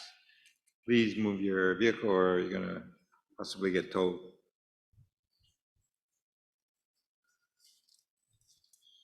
So to the commissioner and all of the rest of you, aloha. Hello. So today I am Rosemary Vaivao, a native Hawaiian who is Can you blessed to speak? have. I am Rosemary Just move it Vaivao, towards you. a native Hawaiian who is blessed to have a leased land in Kekaha. And I speak today with a heavy heart and advocate for the Hawaiians on the wait list. We have a lot of people on the wait list waiting for years. I'm sorry, I'm not used to having this thing in front of me. There you go. So our kupunas taught us to stand united with God, to be proud of our culture, to live off the land and the sea, and never give up, even when faced with challenges. His Royal Highness Prince Kuhio himself had a vision for the Hawaiian people. The vision of our prince was to help Hawaiians rise up their social, economic, intelligent status and become leaders in their communities. We might not all be book smart, but we had our kupunas to teach us to build houses, to provide food, to nurture our young, to be responsible to ourselves and others, to respect the land and the sea, and that is the lifestyle of the native Hawaiians of the past. But the present and the future is still waiting, and waiting, and waiting. So many of our family members and friends of the Department of Hawaiian Homeland's waitlist are struggling. They are elderly, they're not wealthy, and they are finding it increasingly difficult to balance their economic needs in today's economy. They can't afford high mortgage payments, which also providing for their families at the same time. Currently, DHHL waitlist applicants, soon to be leaseholders, according to the rank that they are facing a lack of feasible housing options. We believe there is a solution. It can be found by introducing flexible choices for these future leaseholders. Specifically, we suggest that the waitlist applicants who will receive their awarded lease lots be able to have a choice amongst self-built, Habitat for Humanity builds, or turnkey houses upon the allotment of DHHL lease. And these are the Hanapepe Heights lots that are coming up. Currently, there are over thousands of Native Hawaiians on the wait list for Hawaiian homelands. These proposed options could substantially help these individuals and their families find affordable homes. Self-built homes can bring down costs and provide families with the chance to build homes that meet their unique needs. Habitat for Humanity, a reputable nonprofit, has a long history of helping individuals build affordable homes. I am one of them. Turnkey houses, which are completely ready for occupation, provides convenience and surety. The inclusion of these choices would empower DHHL waitlist leaseholders to select the best option for themselves based on their abilities, finances, and preferences. Let us support our families, friends, and all those on the wait list by advocating for housing options that meet their needs. Let us remember that from the top of the leaders to the Hawaiian people, the choices we make today affects the future of our families. So I just wanted to say that I was on Zoom on Monday, and then I came Monday night to listen to all of this. And then I came today to speak on this. And there's a lot of questions that the people have, who is on the west side. You talk about the people of Nihao, they're very shy. You know, we were taught, you be quiet and you let the elders talk. When you become an elder, then you know what you're talking about. So, as a child, we were taught never to speak. Now it is our time to speak. And we have to teach our children to speak out. This new generation is our children. And we have to fight for the right of the land. This is sad for me. My house came up in 1993, the year after Iniki. We were the 7 houses that were built in 7 days on Hawaii. With the military came in and to build it up. And now I'm looking at this wait list. I think the one I saw was 1978, which is the first person on the list, which is Eri Taniguchi, and he's in Anahola. All these years, this is 2024. Where are they? They're still waiting. I think for me, it shows that we have to show that we care. I know the head commissioner said that we have to look outside of the box and be creative. And that's why he was thinking about the rentals, the high rises. We have to also remember that being creative for some is a hardship for others because they were not brought up that way. And it's easy for us to say, but we need to know what is going on. We need to be educated, but in the language that we understand. Because a lot of us didn't go to college. We learn according to what we were taught. So I'm just asking that, with the LIHTC building, we were on Zoom one day, and we know that it was brought up that there was supposed to be someone who was supposed to come down to Kauai to talk to the waitlist people. And if they had questions, they were supposed to answer questions, tell us about the criteria of everything that is going on with LIHTC, and nobody came as of yet. So last night when we were in Hanamalo at that school, my sister came, she wanted to talk. There was no time for her to answer questions, even with the open house, because somebody came in and they had to speak. So she did not have time to ask her 13 questions about LIHTC. So I would read it all out to you, but the answer to all her questions would have been easier if we had someone to come down before this and answer all our questions. So with that, we thank you, and nakia ko e hopo mai ka ia o ko apa no ko hana ana no ka pono o māko na po e Hawaii. Aloha. Rosemary, on those questions, if you can give it to Diamond, and we'll respond to that. But I did want to just briefly explain to you, and there's a lot of confusion on this LIHTC, this low-income rental with option to purchase process. That's not for everybody. It's a way to address the needs of people that are in the lower income that would otherwise not qualify for a mortgage.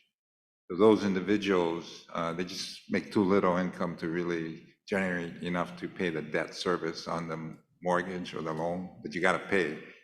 The department covers all the infrastructure costs, but with respect to the house or the vertical construction, that's paid by the homesteader. So we got all kind of, we're getting a little bit creative on that one too. Besides the LIHTC rent to own, we're also looking at, the habitat that you mentioned, owner builder. We're also looking at turnkey, which is a standard approach. But we're also adding a lot of subsidies with the NAHAZA funding. In fact, next month we'll be looking at doing a down payment approach, whereby it'll help subsidize and buy down the interest so more people could afford the turnkey type approach. There's also those that don't want a mortgage. They are in a situation where they're kupunas that, they don't need a house. They need maybe a kupuna unit. So we're looking at kupuna housing, which is a rental by choice. But those that decide, who come off the wait list, well, they don't come off the wait list, they give preference. But they can still assert and convert should their name come up where we have a homestead project that are just being awarded. But in interim, they could, if they wanted to, participate in a kupuna housing project. So we're looking at a couple sites. We're working with Lunalilo Homes, that has been tasked, one of the Li'i trusts. They are starting to get very, very active, which is very exciting because there are a lot of people out there that are living in existing homesteads that would like to transition, maybe give their homestead to their kids, but they don't want to be a burden. They'd rather kind of hang out with other kupuna as well as participate in programs designed specifically for them. And we also are looking at transitional housing, where those that don't qualify for any of the categories but would like to, they need a little help. So that's where we're looking at transitional housing.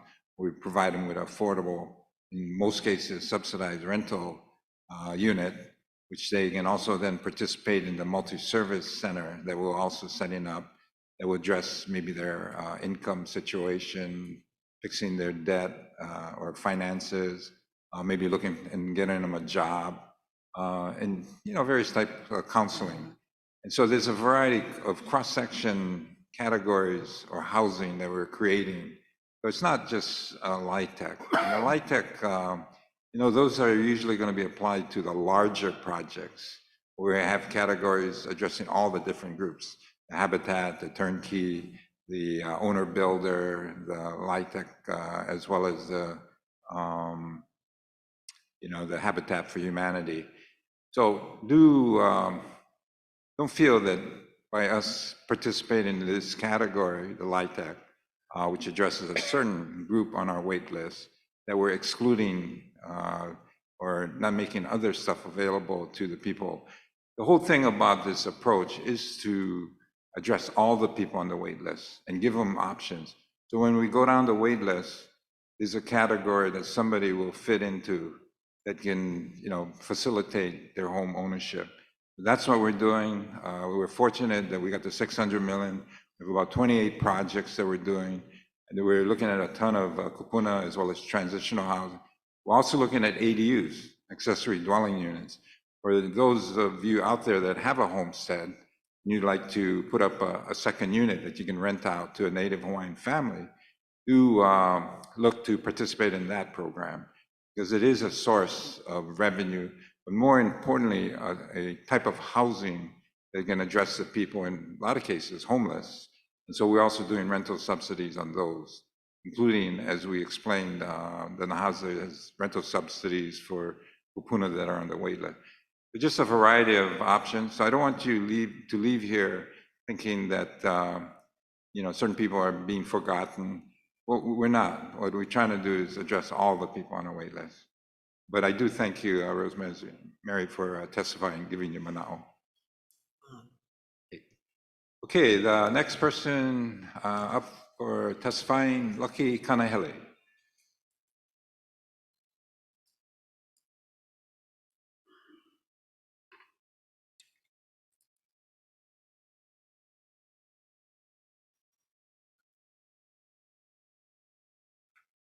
Aloha me kātou, Aloha.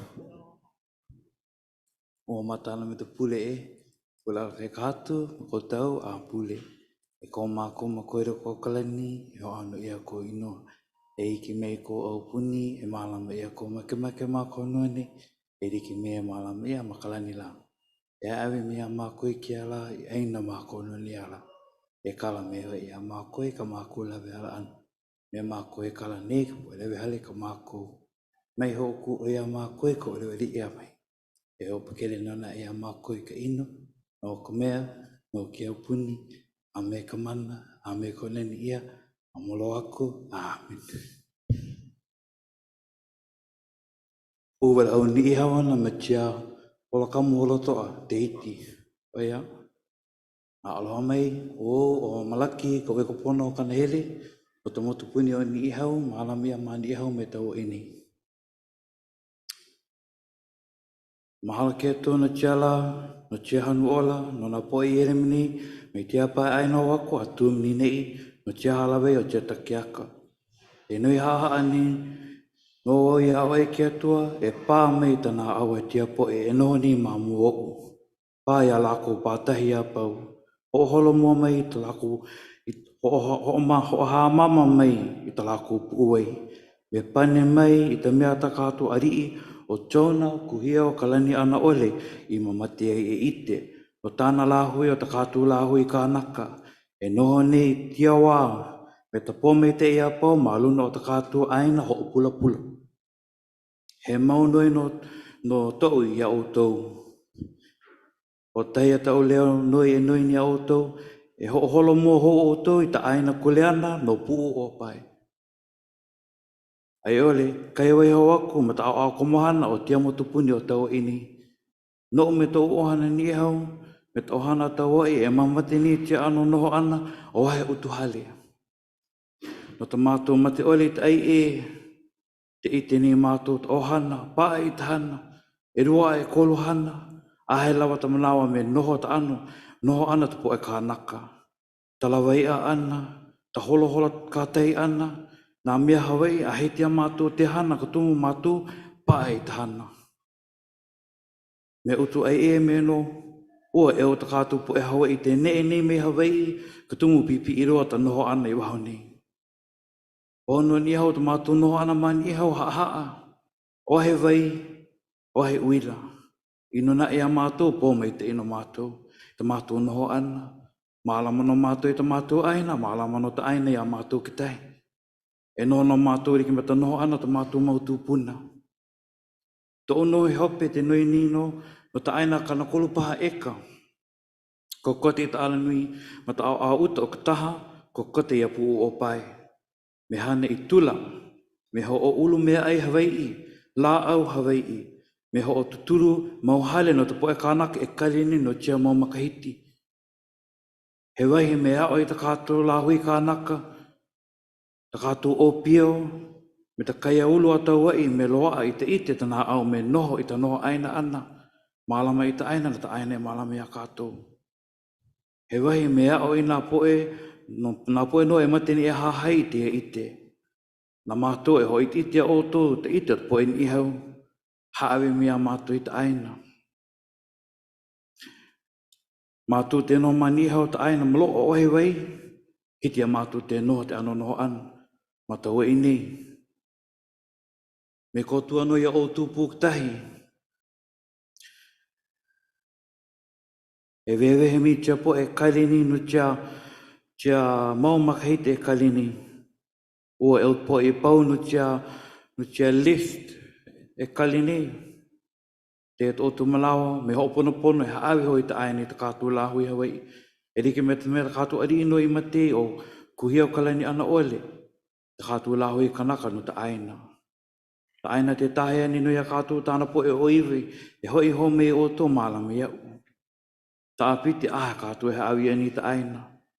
Na kia tono e pāia o tō i tō puai, me haawi o tō i ta mātou aina me kule ana. Haawi wa ia mātou tere kule ana, mātou ma te kalihou. Holo mua kātou na hanauna mahape mei o kātou, me ta kātou tūpuna i hala. Mahale au tōna nā mea pau, na kia tono e pāmi, ma nā mea pau, haawi hoi ta aina ta kātou poe. Mātou hiti te hoi iti te otou, te otou ma te ite mata no otou ihono, na mātou ne hoi iti te otou. Mātou aino ni hau hana nui, nui nā poe te otou ite te mātou noho ana. E haa pāta o tūpu uei. Haa pāta o tūpu uei. Ite a mātou te aoi a otou te ano no ani nei. Kātou here ani te han. O e hao o hana. Lawa ta manawa me noi tāre.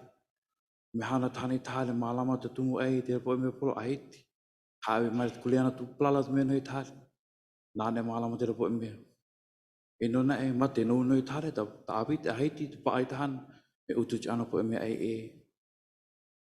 Hawe mea mātou te Kulana na mātou no e noi ta noho ana ta aina.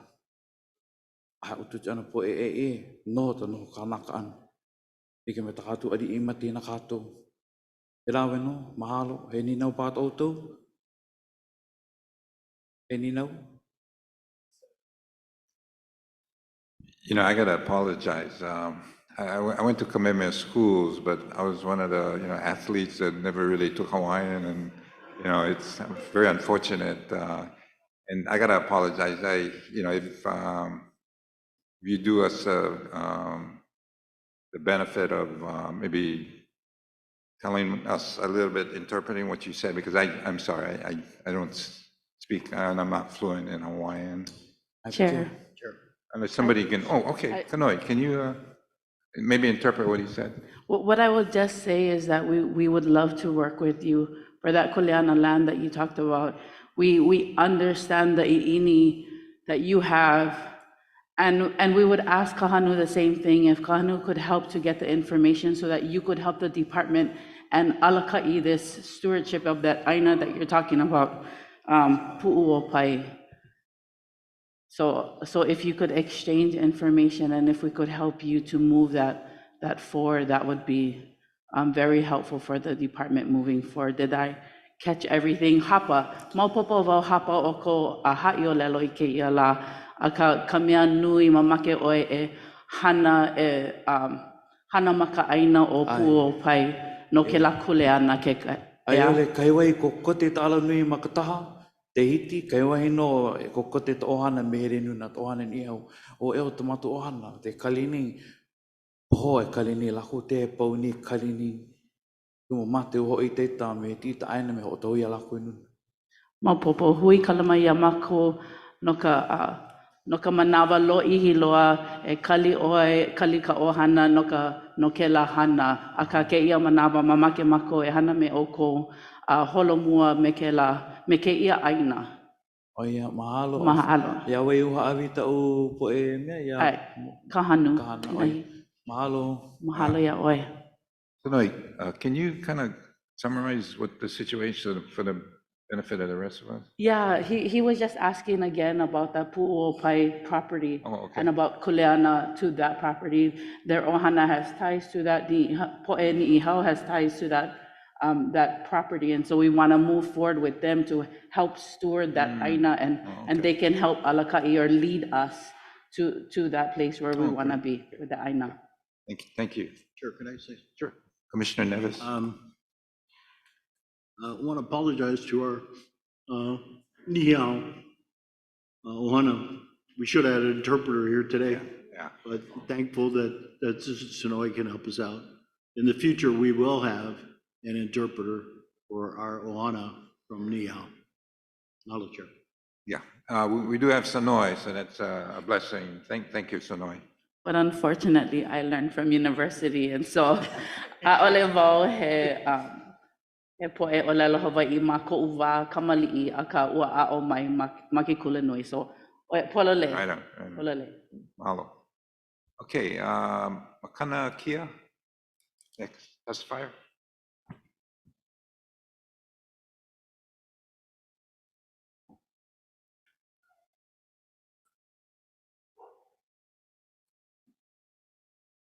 Good morning. Good morning. First of all, I'd like to thank all of you for all volunteering for this. If it wasn't for you guys, we wouldn't have these meetings. And my testimony was actually for yesterday for E1. I understand all those people that came to talk about that condos or apartments that they were in and they were going to be displaced. Well, I thought that was very disturbing, because a lot of us Hawaiians were displaced as soon as everything became expensive. So I am for that apartments that are being built for the ones that can't really work in their yards, or those that they can't even go out there and go fishing or anything. It would really help those people.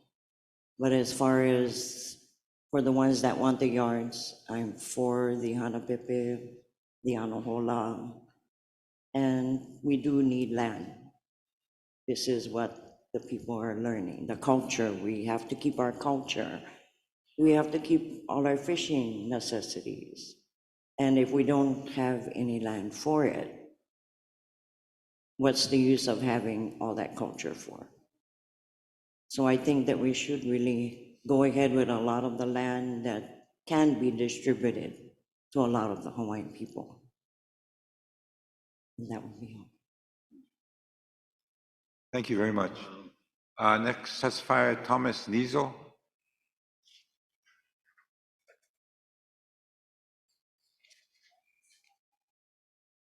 Okay, next testifier, Billy Smith.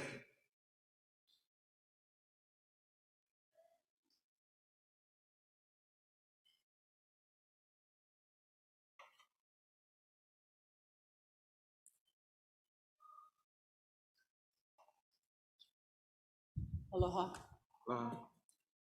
Mahalo for providing the time to share my mana'o and understanding regarding 3 issues that conflict with Prince Kuhio's intention when the DHHL Act in 1921 was signed into law.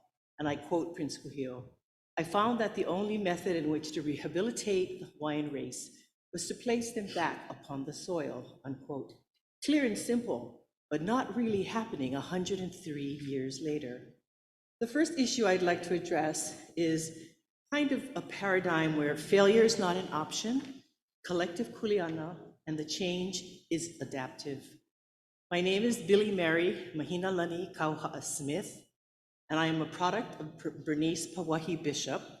I attended Kamehameha schools. I am indebted to Pawahi, and as a teacher and a principal working on the west side of Kauai for 25 years, I dedicated my life to Hawaiian children and believe they can be successful learners, able to read, write, and think. I was the principal of Waimea High School, then transferred to Kekaha Elementary School. Through hard work and collaboration with my teachers and families, our children met their goal to be able to read, write, and think at grade level. Our mindset and mantra was focusing on measurable goals and believing that failure is not an option, and we never gave up. These professional experiences, demonstrated through test scores and grades, taught me that Kuleana must be shared, and we must do whatever we can to make it happen. This mindset and paradigm shift about collective Kuleana and doing whatever it takes could be applied to providing housing for Hawaiians. I have been on the beneficiary list since 1983 for 41 years. This is not okay. Systems must be responsive to the Hawaiian people and Prince Kuhio's intention to provide housing for all Hawaiians. I know that change is adaptive and needed in order to change systems. So I have a question. How do we know that DHHL is achieving Prince Kuhio's intention and Kuleana to provide housing for more Hawaiians and doing it in a way that is transparent to the beneficiaries? And as I've been sitting here, I've seen that transparency. I sat through the meeting last night, and I am so appreciative that the efforts of Department of Hawaiian Homelands is as comprehensive and many, many layers to make things happen, and I appreciate that. The next issue that I'd like to speak to is 7 generations from now, in 2199, there will not be enough Hawaiian beneficiaries with 50% blood quantum or enough Hawaiian successors at 25% blood quantum to qualify for housing. In 1921, the Hawaiian Homes Commission Act was signed and 200,000 acres of land established a permanent homeland for Native Hawaiians. This act intended to return Native Hawaiians to the land while encouraging them to become self-sufficient homesteaders on the leased parcels of trust land. 103 years later, you would think that the waitlist should have been decreased, but it hasn't. I often wonder why that is the case. Blood quantum qualifications for eligibility need to change. It is my understanding that currently there's a bill in Congress to lower the blood quantum of beneficiaries and successors.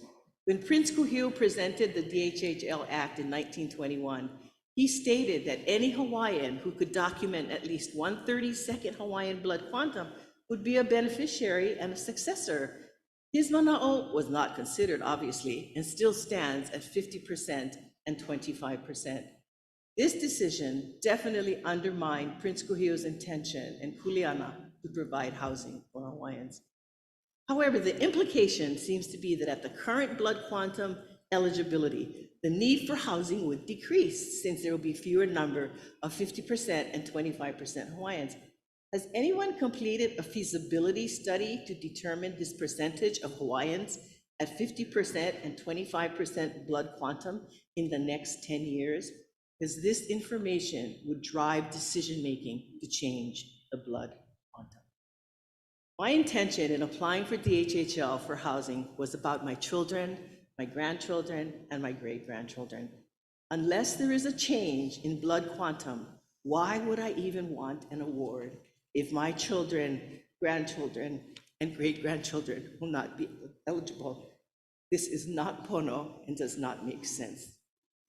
We need to be heard and listened to in Washington by contacting our representative to revise this bill now. Take a breath. Okay. The third issue, how will Hawaiians benefit with the proposed LIHTC rental benefit after 15 years?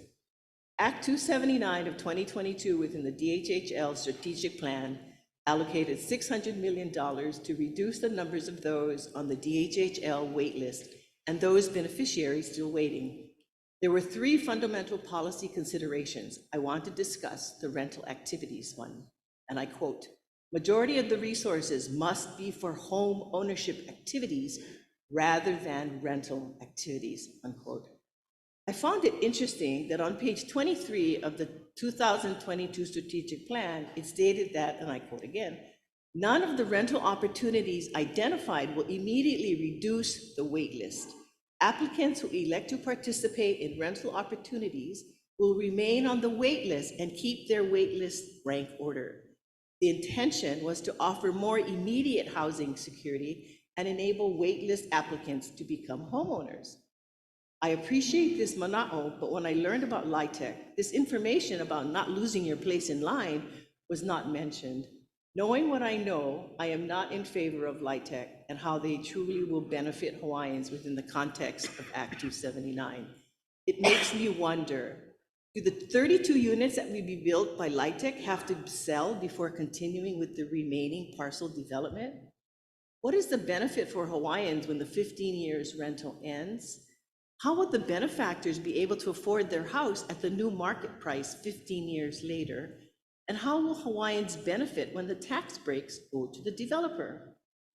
So in conclusion, when decisions regarding providing paradigm shift, adaptive change, blood quantum eligibility, and providing housing for Hawaiians, keep Prince Kuhio intention in mind, and I quote, again, "I found that the only method to which to rehabilitate the Hawaiian race was to place them back on the soil."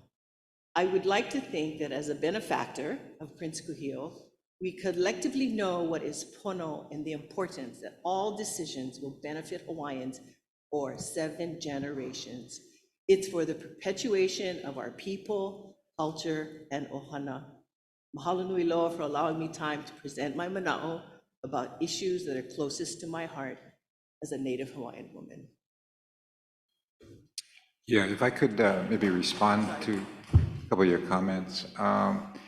The thing about the 15-year wait through the rental period or compliance period, we went into the legislature this past session and we changed the law whereby we basically separated what we call the financing for the vertical construction, which is the low-income housing tax credit, from the land. By separating the two, we're able to issue a homestead lease to the recipient or the participant in that 15-year compliance period of option. Not only do they get the ability to move into a house immediately, versus they couldn't qualify for a mortgage, so they sit on the side and they die waiting. Rather, they get to move in. They not only, the equity that's generated from the sale of the tax credits, that equity goes to them. It doesn't go to the developers like it used to in the past. So we've also changed that. And so, you know, by separating the two, the land from the vertical construction financing package, we're able to not only give them a homestead, which they can now designate a successor who can be as low as 25%. But more importantly, it eliminates that the danger of they die before the 15 years is up and they get nothing, which is the situation under the existing LIHTC with option to purchase approach. So we've changed that to address that issue. So I just wanted to clarify that. I appreciate that. that. We're gonna, in moving forward, again, this is an option for the lower income guys that can afford the and qualify for the loans and mortgages. Granted, they still have to comply with that 15 years where they gotta, you know, be of certain income. They gotta submit their income records as well as keep their unit in, you know, orderly condition and subject to inspections. But to me, that's minor versus sitting on the side and having nothing. And so again, we're making changes for the better.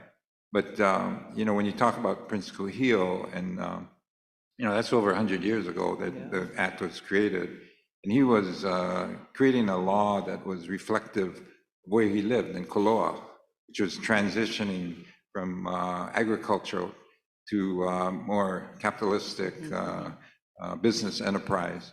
So today, over 100 years later, is a lot different. Granted, we are going to continue to push, and the majority of our development are going to be single-family residential. But we do want to create innovative approaches, because if you think about it, in the 100 years, we've generated maybe about 10,000 homesteads. That's about 100 a year. We have 29,000 people, and assuming we never added to the wait list, that would take us 290 years to eliminate the wait list. Sure. So we got to get innovative. We got to go with the density. We got to go with other approaches in order to address our wait list that is going to grow. The wait list invariably is going to grow. So granted, in Kauai, we're acquiring lands, new lands, great lands, but we're also, getting a little bit innovative. Hopefully some people can understand and be appreciative. I think part of the problem is, and I recognize that that's on us. We're not informing people as we should, especially with this light tech with option to purchase. People don't understand the process, but more importantly, the changes we've made to make it a lot more acceptable, and more importantly, getting people off the wait list, and also allowing the heirs to take the equity that is going to be generated through that process.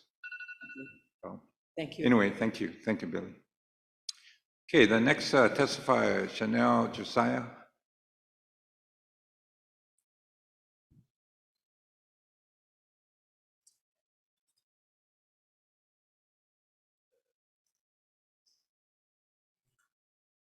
Showtime. How you guys doing? Hope Hello. you guys are okay. Mahalo. Mahalo, Chair Watson and commissioners. Thank you so much for allowing the time today. My name is Chanel Josiah. I'm the Community Development Director with Hawaii Community Lending. For the record, Hawaii Community Lending is a Native Hawaiian-controlled nonprofit organization. We're certified by the Department of Treasury as a Native Community Development financial institution. We provide loans, grants, to help families build, buy, and save their homes for foreclosure, with a particular focus on Native Hawaiians. In our 22-year history, our organization has deployed more than $145 million to house 4,331 local and Hawaiian families. Today, I'd like to share with you folks an update on our recent efforts and the positive impact it's having on our beneficiaries, and also share data with you that could potentially support the great work you all are doing. Currently, in our pipeline, we have 56 Hawaiian homeland beneficiaries receiving services through Hawaii Community Lending. They're receiving services through our Affordable Loan Fund. Of the 56, there are 36 of them that are enrolled in HCL's Ho'okele Home Program. And they're interested in either new build, construction, SDUs, or major home renovation. So these are not your average home repairs and such. These are actual home renovations, whether it is to alleviate overcrowding or bringing ohana home from mainland maybe. Just depends on the family. Our Ho'okele Home Program includes a $12 million construction program that can fund 30 homes at any given time. Currently, there are 12 homes in our construction phase. Of the 12, 2 of them have completed construction, so they're starting to move in within the next week or two. And 24 families are in our pre-construction phase. And 2 of them are expected to close on their construction loans within the next 6 weeks or so. Average household size of these individuals is about 4. Average household income is about $125,000, and average monthly debt is about $1,200. So given these numbers, and I provide this context so that you folks can see that folks are able to qualify for mortgages. We're seeing debt to income about 12%, which is very low even for our USDA program. The average pre-qualification loan amount upon our initial assessment is $443,000, which is a perfect number for what we're seeing in construction bids for vacant lot construction. All of our participants were provided access to financial counseling, and there were a significant amount of them who were provided, who partook in that financial counseling, and they still are receiving services or have attended a workshop. Yesterday, I received confirmation from the commission and also staff that there may have been some leases for whatever number, I hear 11, some 15, 17, something around there. And HCL is wanting to know if it is still possible. We humbly request that we have the opportunity to help those families. We can help assess them and get them mortgage qualified. HCL can commit and will commit to financing those who we can help. And if we can't help them, we'll help the next beneficiary. At our community outreach events, we dedicate a significant amount of time for beneficiaries, regardless of their beneficiary status. So whether that is their waitlist or a successor, maybe they're already a lessee, we want to hear what the challenges are, and that's really part of my job at HCL, is to understand what issues folks are experiencing, what barriers are they coming up against, and how can HCL alleviate or knock down those barriers and remove them altogether. And so some of the concerns that we frequently hear about are home renovations and home repairs, right? To what extent the severity, we're not sure, but that's just what's being voiced. What options are available to assist them, either securing construction or mortgage financing, or just helping them through the process in general. Folks don't know where to go or where to start. And then there's also concerns about lowering of the successorship quantum, which you folks are already aware of. When asked about their preferred housing type, because we do want to know what do beneficiaries want to see. And favorably, it is vacant lot. And that's my understanding is that's probably the best way we can control costs, make sure that beneficiaries get what they want, that they're comfortable with, and it meets their family needs. So I was kind of shocked. And there was about 13 folks that didn't feel like they had enough information to make a decision. And lastly, I'd like to provide you guys with updates in Lahaina, particularly for the Leali'i Homestead. So the response letter that you folks were provided, that was also sent to you guys March, April-ish time.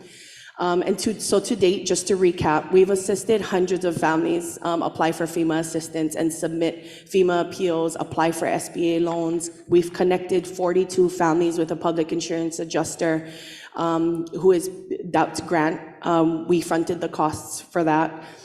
He is working tirelessly to get the families the insurance payouts that they deserve and not what they're given upfront by their insurance companies. We're seeing gross underpayment of insurance payouts being provided to these families.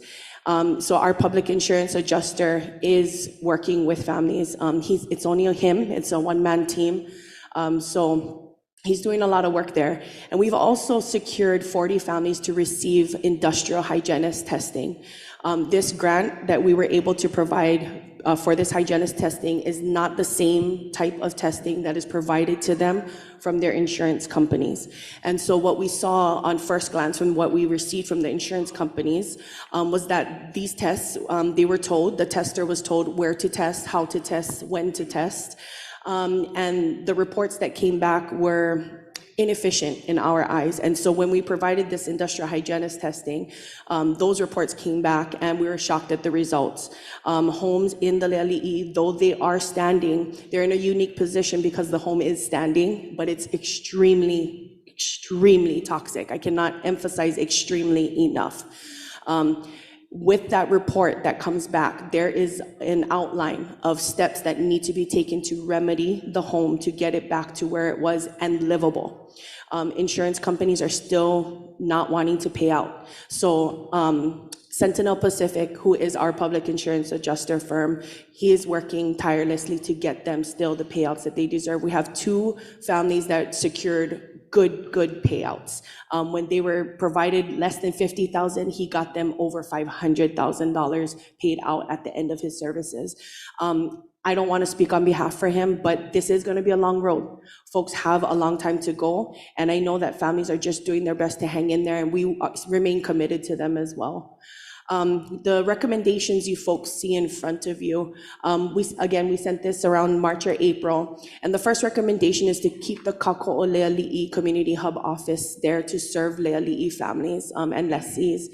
I'm happy to announce that HCL has been taking management of Kako'oleli'i, so that's wonderful. We have a team that's on the ground there serving the families that come through. We're still helping folks do FEMA appeals and help them direct them in the right direction. We're giving them steps on they need to take as far as getting their construction done, whether it's a survey or getting their lot cleared for construction. So we are doing that. It's a huge project, and I think right now we only have about 3 staff, so we're still looking for folks to serve Lahaina. We are going to hold community workshops in the coming months, and these workshops are going to be aimed to providing information on what steps to take, identifying where people are at in the process, and just building pilina with the community so that they understand what our program is meant to provide and what they can expect from us. We are looking to secure $36.4 million of supplemental appropriation from the ICDBG. So essentially, we're hoping, with the department's support, that we will get the county, when they request the CDBG disaster recovery funds, that a portion of that be allocated to the ICDBG and then to DHHL to then administer to the beneficiaries out in the ali'i. So we're hoping that the commission, we can get your guys' support for this request. And lastly, we're looking to secure $17.6 million appropriation to USDA Native CDFI relending demonstration program to provide affordable mortgage financing to leali'i lessees. So essentially put, we're looking at an average to rework the loan and get them back where they need to be. We're looking at about $550,000 per family. Data is changing all the time, so my hope is that next month, at next month's commission meeting, I'll be able to provide you folks more. Sorry, you have a question? I just wanted to say, Chanel, thank you for all you guys' work you guys doing in Leali'i. I do have a couple of concerns though, because I've had a few people reach out to me in regards to the public insurance adjuster. Is there a way that he can be, because I know he had an office in there where you guys were. He still does, yeah. He still does. How often does he come to that office? It depends. He is juggling a couple of projects, but usually he's there at minimum bi-weekly. Okay. Yeah. Because when I'm looking at the 42 families that are getting His services. assistance from him, Yeah. and he's by himself, he needs help. Yes, so I'm glad that was brought up. I am the point of contact for this particular program, including our Lahaina homeowner recovery program for those who maybe are not beneficiaries. I'm happy to provide my information to you folks, and if no family gets a call back from him whatsoever, please feel free to reach out to me, and I will make sure that we get that as much as possible. And our team in Lahaina is really great. Maria and her team are awesome. And that's at this number, 587. Nope, I'm gonna give you my cell phone, which you can share as much as you want. Yeah, to whoever. I can get it from you after Yeah, this. yeah, Okay. yeah, Thank for you. sure, yes. Yeah, on Chair, that, I'm sorry. Chair, question? Lucia? Commissioner Lucia? Go ahead. Chanel, are you a CDFI, Loan fund. yeah. We're not a credit union. Yeah, we're a loan fund. Oh, okay, but you getting funds through the CDFI? Sorry? Are you One more time. receiving funds through CDFI? Yes. Oh, okay, good. Okay, that's all I had. Mahalo. I have one more question. Sure. You know, we're a year since the fire happened. How many more people that you see are coming in from Leali'i to obtain services? It's been really hard. Folks are holding back because they're very hopeful that this insurance money will come. But we are encouraging them to come through right now so we can simultaneously work things together. Okay. We understand the hesitancy and we're sensitive to that. And they're also dealing with a lot. In their eyes, they still have the home. My concern, and all of our concerns really, is this hygienist testing reports that we're getting back. So we're trying to move swiftly with these things. We are prepared to provide construction loans to these families, whether it is to rip it down to the studs and get it back to where it's at. If we get leads on contractors that want to do this work at an affordable price, that's what we're looking for too. And again, I'm the point of contact for that as well. Okay, awesome. Thank you. Yes. Yeah, I was talking to Josiah Nishita with the mayor's office. Yes. And he was mentioning that they're going in for about $1 billion for CDBG, which would relate to housing infrastructure as well as economic development. And so your request, I would, I did tell Josiah that we got about 6 projects over there, and some of them were short regarding the second phase for infrastructure. This would be a little bit different, but yeah, do talk to Josiah about and educate him that hopefully they can do a set aside of the $1 billion. And I think they're supposed to be getting a response in September. Okay. So that I think it's an opportunity that we should take advantage of. Then I also wanted to ask you on your processing of loans, would you guys be able to do loan processing for ADUs or supplemental dwelling units? Yes, currently we have 3 interested families that are going through the process. We're also building out that particular process because for Kauai, plot plans are required for both the county and then also requesting to the department to construct the SDU. We're having a hard time finding surveyors on island that are willing to do the work. So I am still trying to formulate MOAs with local surveyors. Okay, yeah, and what I'd like to do is, once you guys have, if you need assistance from the department in the process, please let us know, especially on the permitting. Yes. Starting to do in-house permitting, and then also, as you know, provide guarantees on some of these loans. And we do have, and we've kind of designated some funding. We have to look at whether or not we can use it for these kind of ADU loans. That's something that we'll probably have to go into the commission to get approval for. But like Hawaii Community Investment, you guys are doing a great job, and continue your good work. Mahalo. Any other questions? Okay, mahalo nui. Okay, the next testifier, Noi Oega Stark. In online. Aloha. Aloha.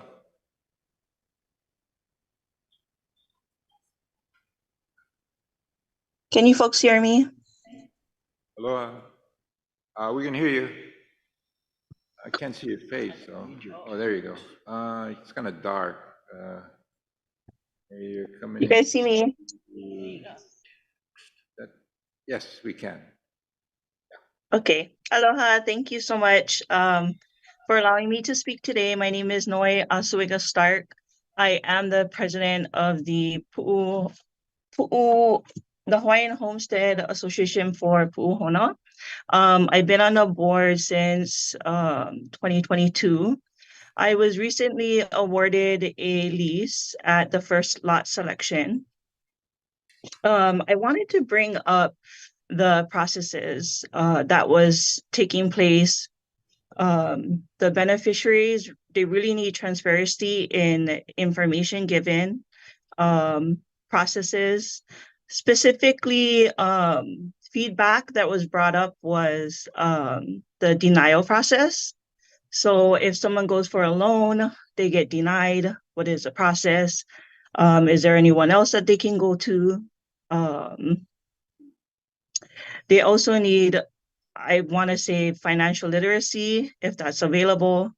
And also, a lot of feedback was, and even for myself, there should be some type of like cost affordability plan.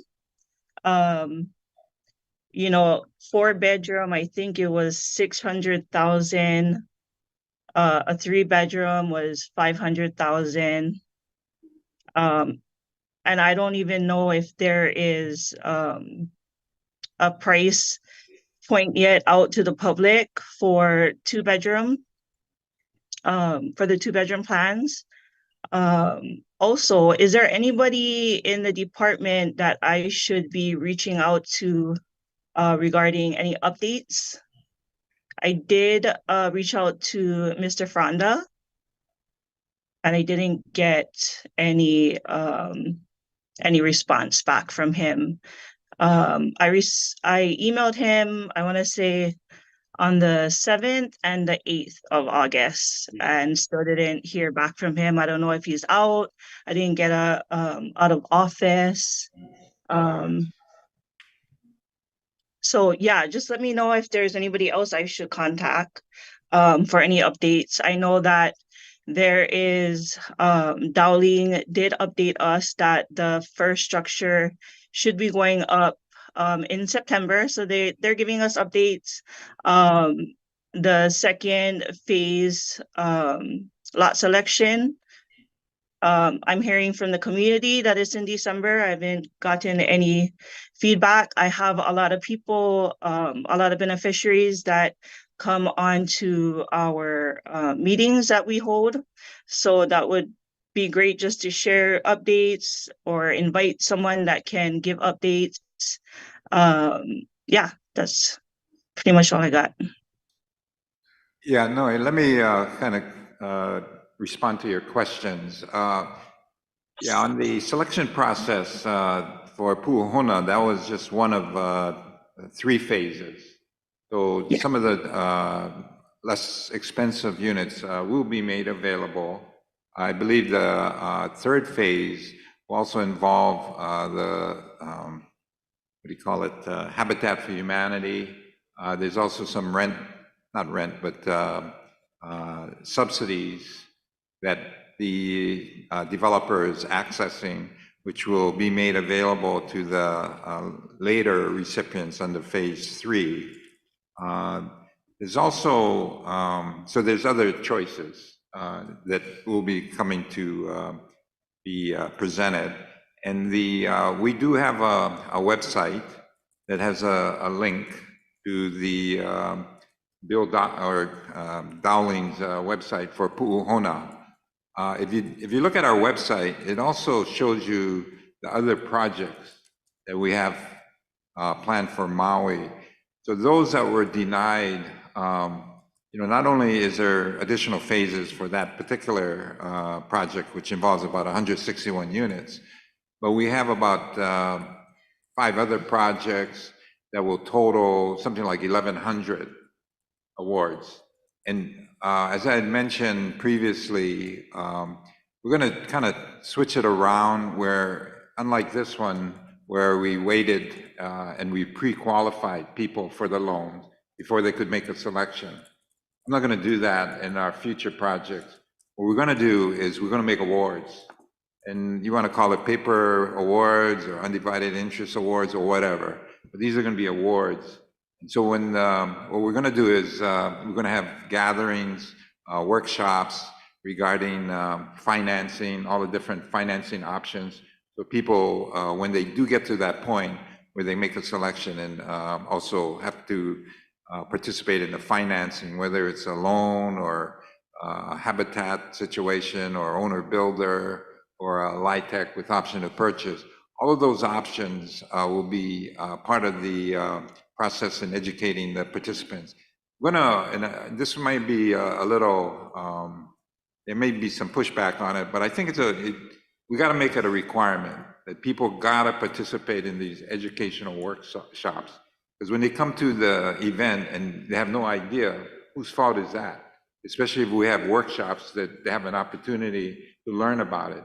We're also going to put together instructional videos that will explain all the different loan products, including LIHTC with option to purchase, so they can also look on our website to be educated.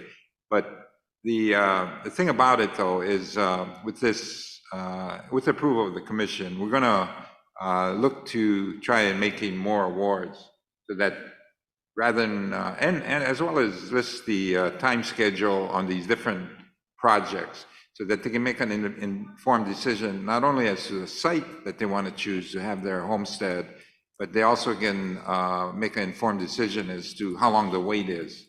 One project might be 5 years off. Another one, like yours, is under construction. And so the 2nd phase, as well as the 3rd phase, is right around the corner. Right above you in the other project that we're doing, that one is probably going to start early next year. And so all these different projects for that island are going to be made available for people to make a selection and get a paper lease. And the reason why we're doing that is because a lot of people on the waiting list, if they should pass away and they got heirs at only 25% Hawaiian, they get nothing. And we cannot have that. So we got to change that. So that's one of the things by making a lease award up front, even though it's a paper lease award and maybe a ways off, but they are going to be for projects that are going to be built because we either have the funding or at least maybe the first phase, but they are going to be built. There has been some discussion about maybe doing kuhio leases where we just give a lease without a specific project in mind to all the people on the wait list. That's something we can take a look at, but for now, I think we're going to move forward on making these paper leases for all the different projects. We have 28 projects throughout the state based on our strategic plan that this commission approved, and those projects have been basically funded with the 600 million and other source of funding. So it's an exciting time, but I think, so the people that didn't get an award, tell them don't give up hope that the opportunity is coming up where they can make a choice. And you and our ICRO, Diamond over here, is gonna kind of be very active in educating the beneficiaries on the wait list, not only about the projects, but also the process. And we apologize that, I attended that first award, and it was, it was well done, well attended, but I wasn't that happy about the pricing of the units, and as well as the fact that, there was 2 other phases that the people got to wait before they can choose. Those people, you never know. If it's 6 months down the line, one of them may die and get nothing. So we can't have that. So we got to move up and accelerate the awards process. So we hear concerns, we're trying to address them. But I thank you for giving us your manao. Okay, thank you so much. I have one more question. Back in 2022, when I first, became on the board, you think, okay, when is it going to come? When is it going to come? All of a sudden, boom, it's 2024. And, it's fast tracking, and the processes and obviously the information is giving really quick. We have to give pre-qualification letters without knowing the houses, the prices of the houses. So when is the next project for Maui? Do you know? Well, then we have right above the project that have selected, another project. That one has about 203 units. It's right above where your project is. So that one we've already funded it. And we've encumbered executed the contract with the developer. So that one, the developer agreement kind of lays out, and we're, as I mentioned, in our website, we'll show you the projected timeline on that one also. So just take a look at our website, and it'll give you the projected timeline on all the projects. So when we do start to accelerate the lease awards and do the presentation, you're going to at least have an idea of where these projects are and the timeline. Thank you. Mahalo. Thank you. Okay, let's take a break here. When we return at 1 p.m., we will pick up with J14, Kapolei, Ki'ili, and then Blossom for Terra and so forth. We are recessed until 1 p.m. Thank you.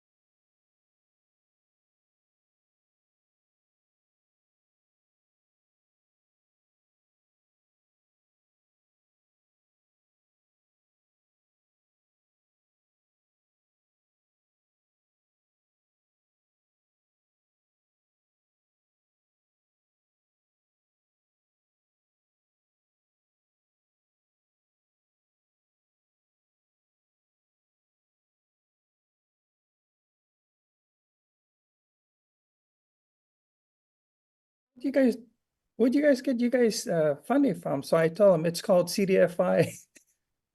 It said CDFI. What is CDFI?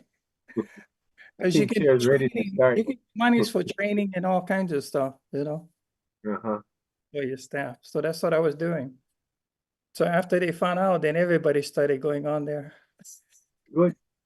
You helped But you them have out. to have, you gotta be serving an underserved area, you know, low income area and stuff.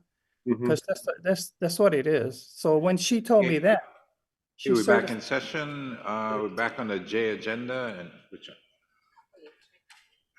is there a kapule ki'ili'i? No. No? Okay, the next one is Blossom Fatera. Yeah, they're down.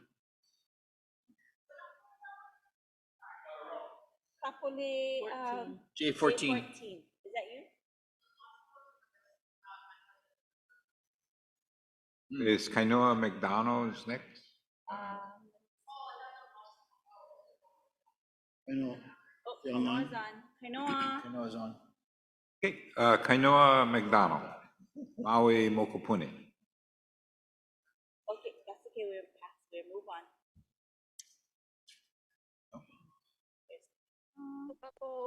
Hawaiian Home Commissioner. Leah, can I share screen? Okay, 1 second. I know.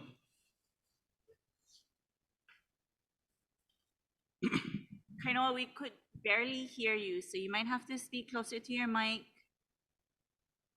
Okay, you should be able to share. Okay, go ahead.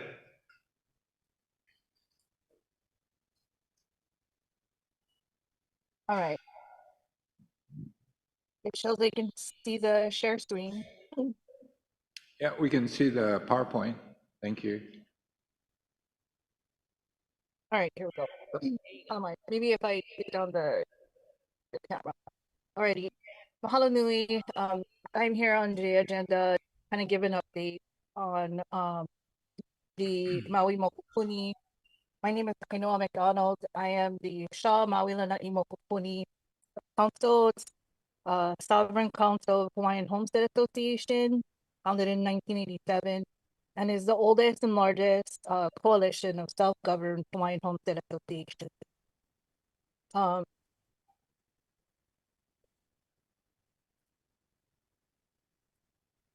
my goodness.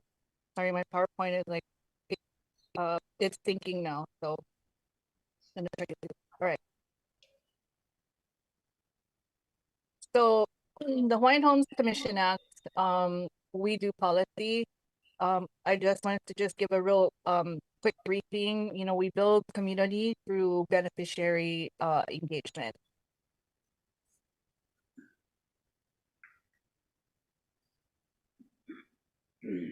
And my seems like it's sticking, but I'm gonna try.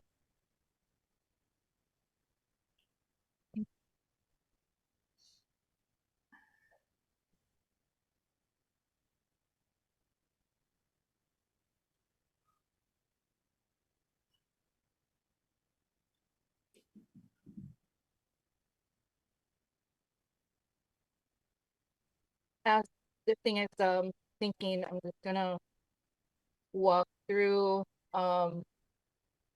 without the slide. Because I think for the purposes of time, I don't want to pick up any more time than I already have. So I just wanted to echo what a lot of the Puna in earlier and Claire and Lucky Panahele had spoken about, kind of just regarding initiatives. So one of the things that we had done with the Shamakupuni in 2020, really through the pandemic, was how do we lift the voices of beneficiaries in the homestead board and the Homestead Association. And I just wanted to give a quick capture of what we did over the summer. We host every month Shaw Mokupuni meeting. And so what we're doing is there's top 3 initiatives One of which I heard Kali earlier in speaking with Noe from Pu'uhana Hawaiian Homestead Association about the undivided lessees issuing paper leases. We think that that's a great idea. I know that's definitely something many Kupuna have advocated for. I did want to point out, although the path moving forward for the undivided interest lessees, and I speak specifically for Maui, is that giving paper leases definitely can save Kupuna dying on the wait list and really picking out 7 generations of beneficiaries. However, we still have approximately 280 plus beneficiaries or lessees on that list here on Maui. And specific for Pu'uhana, although we saw 37 lessees get approved for their leases with Pu'uhana, congratulations. We still have 14 that currently are waiting their approval and basically build up their home. So although we've advocated for the paper leases, I do think that perhaps the department needs to really evaluate the process by which the department is awarding the leases and then be able to really determine the best path forward so that the undivided leases truly can get off the list and onto the land. All right, that's my Jerry, if that works.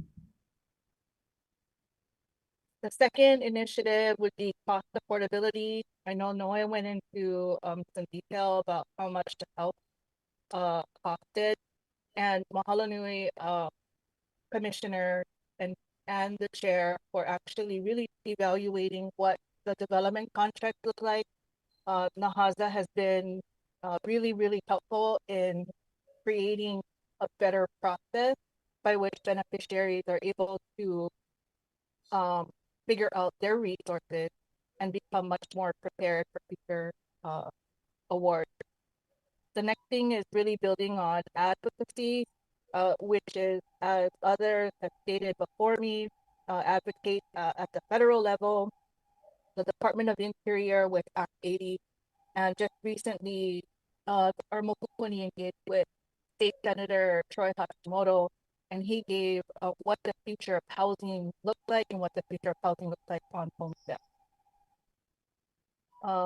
One of the other things is really improving the Hawaiian Homes Commission Act beneficiary process. So how can beneficiaries offer solutions? What DHHL process will be for future projects? And can these processes actually help or benefit our beneficiaries like me on the wait list?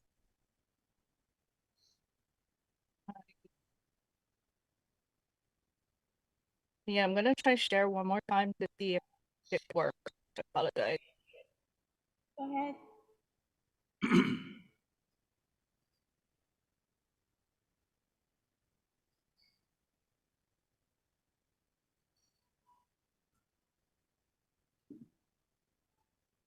You see it? Yes. Okay.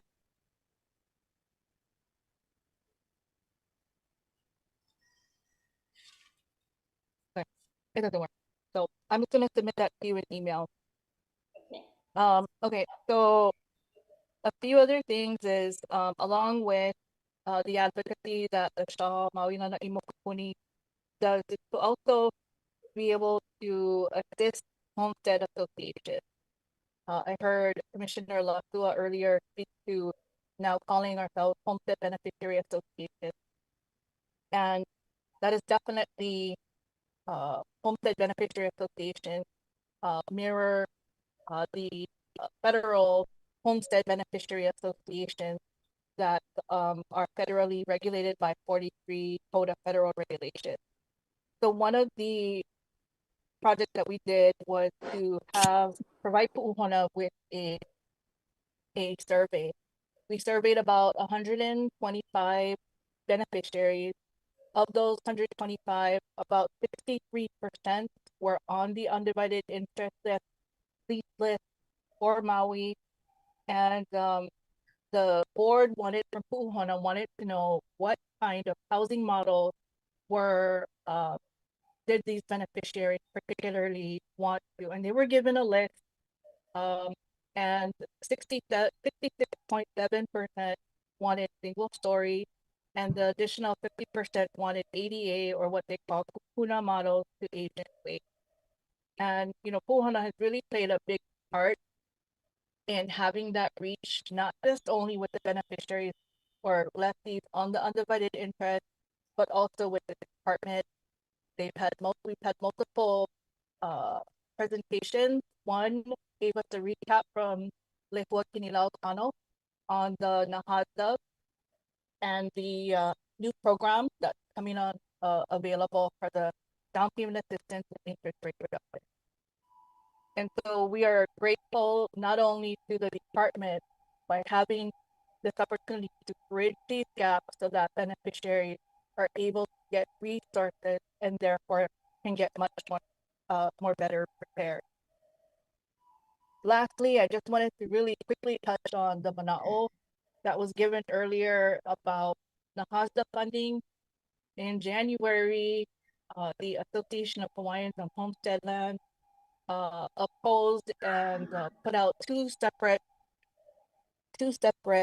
petitions.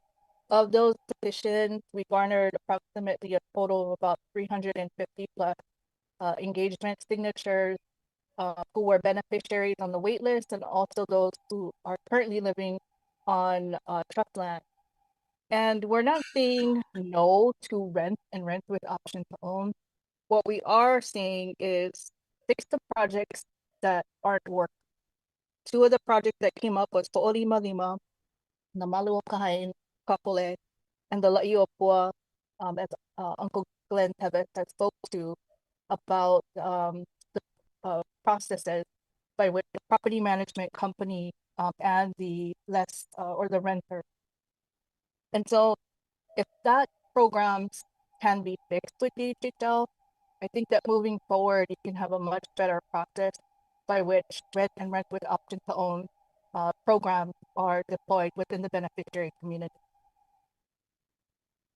Last and final recap, the three priorities that we're going to join in also with Pu'uhana Hawaiian Homestead Association is to support the award of undivided interest lessees to the beneficiaries on the wait list. We like to see cost affordability on the housing plan. For instance, even if you took the 25 million allocated for property acquisition and take that and award $100,000, that would affect or impact 250 beneficiaries. That's huge off of the wait list. And then number three, we keep advocating to HUD and Nahasda and for the federal allotment of the $21 million coming to the department for different programs. So that's my recap. I so apologize that my PowerPoint did not work, but mahalo nui for allowing this time to present. Thank you. Thank you, Kainoa. Next on the list, Blossom Fatera.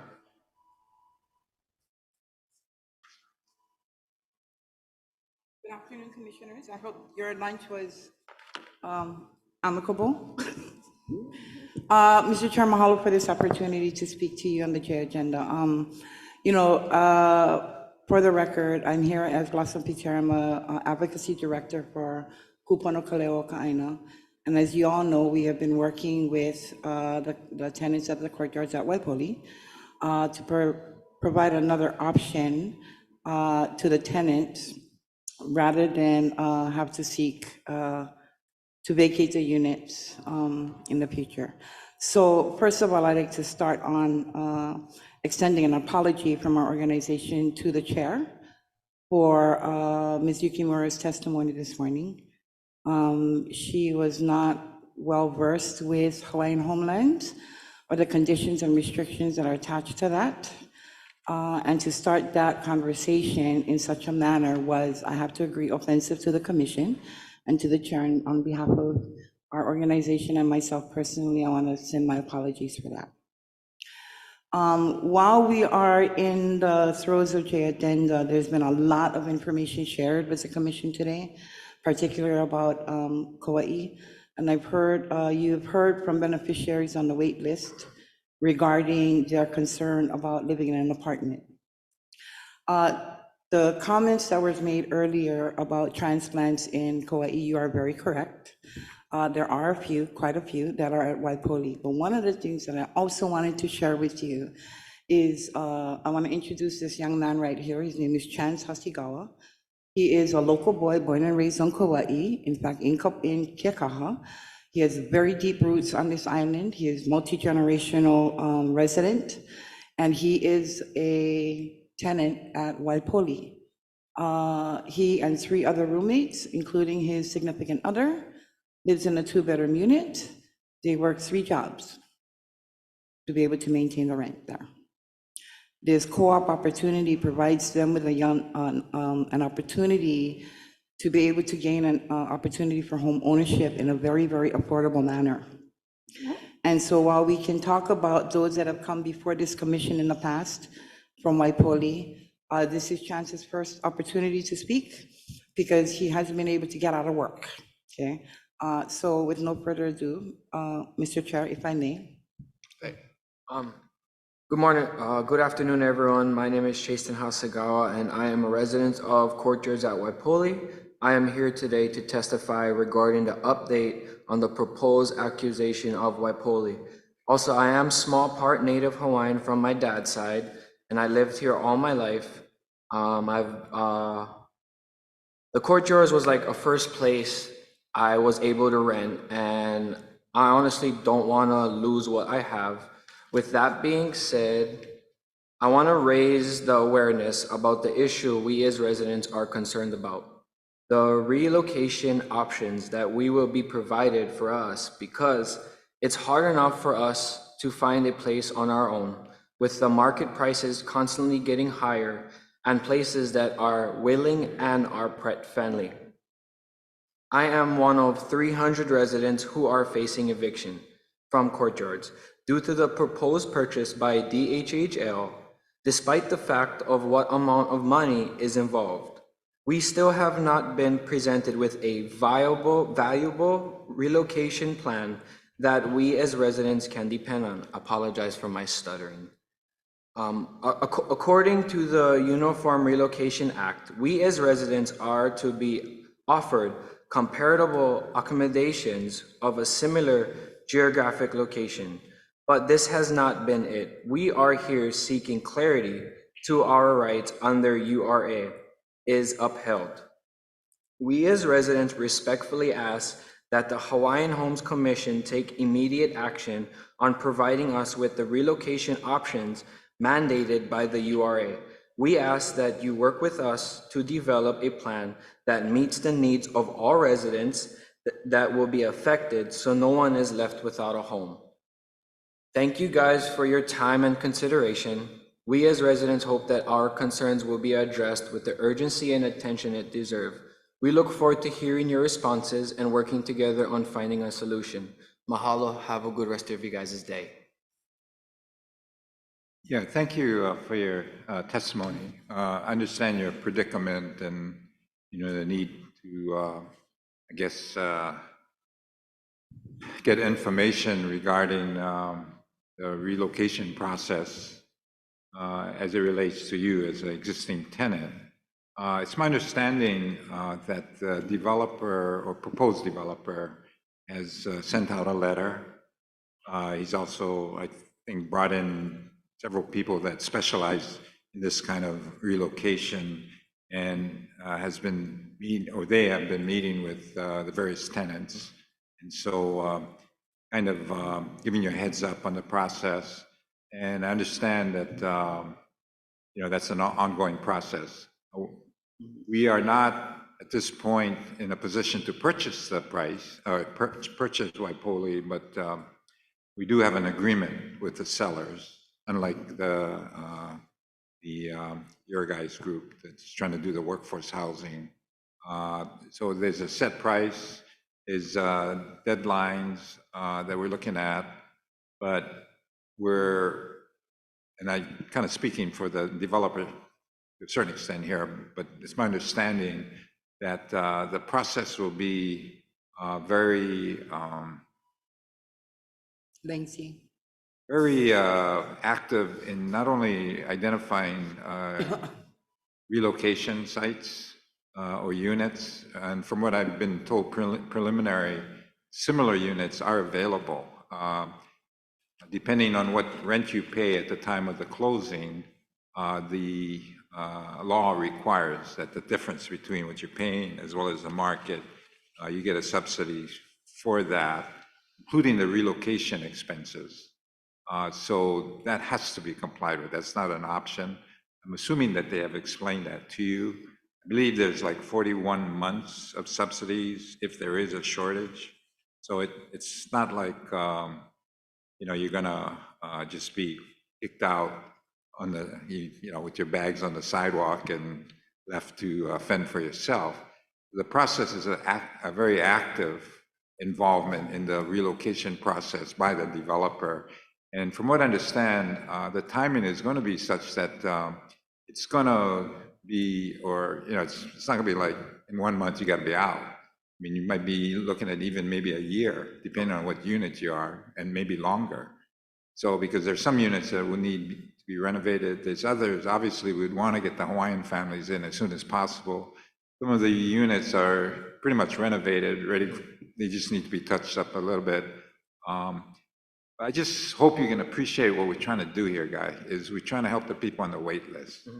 And, you know, I can empathize to a certain extent to the existing tenants, but I empathize, and, you know, I'm here to help the people on our Hawaiian Homes wait list. You being Hawaiian, you being a tenant there, I think I would be safe in saying, you're on the wait list right now? I don't No, he doesn't qualify to be a beneficiary. I don't have the right percentage of Hawaiian blood on my end. What about your wife? I'm not, I know I'm below 20%. I don't 20%. have, yeah, I'm like below 20% to be considered like on the list, but I do have Hawaiian blood in me, but I just don't have enough. Not enough, yeah. But, and you're not sure about your wife? No, I'm the only one. She doesn't, you're the only one with Hawaiian? Mm-hmm. Yeah, so with respect to your situation, then yeah, it would be a relocation, because we got to get a Native Hawaiian family that's coming off the wait list, because we have about 1,742 people on our wait list. So the 84 or 82 units will make a very small dent.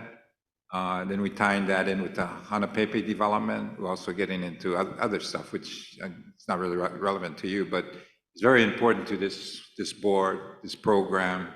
And so we're just trying to correct a very ineffective program that has existed for over 100 years. We got a lot of people dying on the wait list, living in overcrowded conditions, and you know, it's something we got to do. And you know, I can feel for you guys, but it's not like I said we're going to just throw you out, and the next week you can be out on the streets. It's going to be a very structured and fair and accommodating process that we've been using to provide you guys with alternative accommodations. But we got to do it, and we're allowed to do it by the law. We have a deal with the sellers that, I'll tell you right now, if we were not to buy it, they would sell it to somebody else. They've already told us that. So this thing about you guys maybe working a deal for 44 million, that ain't happening. I think that's the reality check for you guys. So I can assure you that we're gonna move, I'd say 9 out of 10, we're gonna move forward, but we're gonna do it in a way that's sensitive to you guys' needs. Okay, thank you. So thank you, Mr. Chair. I just wanted to ask for further consideration that when you send representatives from the department out to meet with these families, that they not be so lackadaisical. And, well, you know, Christian O'Connor made some statements that were not in line with what they were doing. He was questioned about from one of the tenants that, what about HHFDC? And he said, and I quote, HHFDC and Waipouli has nothing to do with this. Now, we've had tenants from Waipouli attend HHFDC board meetings where they talked about the department acquiring tax credits for the purchase of Waipouli. So that in and of itself sent a bunch of confusion into the tenant community that was there. The other issue and challenge for the tenants that was brought to our attention is that Interwest, the consultant that you hired for the relocation plan, it was very difficult to understand them. There was no PA system for them to talk. The meeting was held outside, and they had a very strong Spanish accent that made it difficult for many of the residents to understand what they were saying. So if we could clarify that. I mean, I'm trying to figure out a way, Mr. Chair, to work and find a win-win situation for everybody. Sure. And we know that the URA exists. We know that you're required to comply with the law. And we're trying to arm our tenants here at Waipoli with the right information. So when you get a representative of the department and your consultant making misrepresentations about the URA, it's a big concern for us, right? We don't want to chase anybody away. We want to make sure that we all play together very nicely and respectfully in the same fish pond, even though we may be opposing the idea of the department acquiring apartments for beneficiaries. Whichever way this thing goes, we need to be able to make sure that we keep the community front and center in everything that we do, and that's what I'm asking. Whether we're beneficiaries, the larger community, we all have to live on this island together, okay? And so whatever we can do, Mr. Chair, to make this an amicable relationship going forward, I would so appreciate that. Thank you. Yeah, and let me respond to that. We will do whatever's needed to make this a, you know, I don't know about amicable. I mean, some of your people that testified yesterday weren't too amicable and made some pretty shallow comments that I didn't appreciate regarding what we're about. And I take offense to that. So if you're talking about amicable, it goes both ways. Correct. So I think you need to kind of pull the leash and get some of these guys and also not make or throw out misinformation out there. One of your key representatives is saying not one single home or beneficiary wants to live there. That is totally BS. So come on. I agree with you. I mean, the beneficiaries that we've talked to have said they don't want to live in an apartment. But that's not to say there may be beneficiaries on the Kauai waitlist, they may want that, okay? It's just that we have not been able to get that deep into the community to find those that say, yes, I want Waipoli, okay? Many, as you saw in the room today, we had beneficiaries that are looking, they've been on the list for a long time, but they have been so acclimated to be Aina-based that they're not interested in an apartment. Those are the ones that came to the meeting and said that. Again, I'm not saying that all applicants on Kauai don't want apartments. We just have not talked to any of them. And if they are interested, it's absolutely imperative that they come to the commission and say so. They will be coming. Yeah, and you know, I have no problem with that. Okay. I don't have a problem with that either. But more importantly, I have a problem when your group starts representing or misrepresenting the situation of our waitlisters. That is definitely a lie. And we have a whole list of people, even that monkey survey we did, we had over 100 that were interested in the site right off of that list. That was a very superficial and, you know, not a very deep dive into the wait list. So, yeah, and you had that information. So it's not like there's not a single person we had the information, interested. Mr. Chair, That's but we not didn't true. have any names or contact information. The contact that we've been making with our beneficiaries has been to go into communities that we know that their families live. We're checking on the wait list to make sure that they're there, right? And that's how we're contacting them. It is, as you know, it is a very lengthy process and difficult to contact beneficiaries. The department has a difficult time contacting beneficiaries. We're working on that. Yeah, so, and it's a constant work in progress. All I'm saying is that I think there's been too much animosity on both sides. I want to be the first to sit here and say I apologize for any of the offense that you've been given. It is not fair to you or to this commission to have to listen to that. But we also expect the same consideration back. On what? You know, it's just basic respect. What consideration are we supposed to give you guys? Okay, for example, you're saying that project? as part of your rent with option to purchase, you're going to be issuing undivided interest leases. Perfect, I'm 100% of that. I've always been in support of undivided interest leases. The concern I have is that when you're doing a LIHTC project, We're regardless not of doing a whether. light tech project. Okay, so it's not gonna be like. Not going to be a light tech. Okay, so then you know what? This conversation is moot then, right? Right. Okay. So thank you for your time. And once again, thank you for the opportunity to listen to Chance's story. And if there's, again, if we need to have more conversations about this, please let's do so. Yeah, Mr. Hasegawa, do provide us with your contact information. We'll get all your questions answered. And again, we want to work. I understand you have a family, you're working, and so when, and assuming we move forward, your relocation will help you with that, guy. Okay. Thank you. Thank you guys for your time. Thank you. Mahalo, Commissioners. Thank you. Let's see, the next testifier, Hana, can you get his information from Mr. Hasegawa? Okay, the next testifier, Craig Bo Kahui, Aiopua. Oh, I can't start my video. Oh, okay. There we go.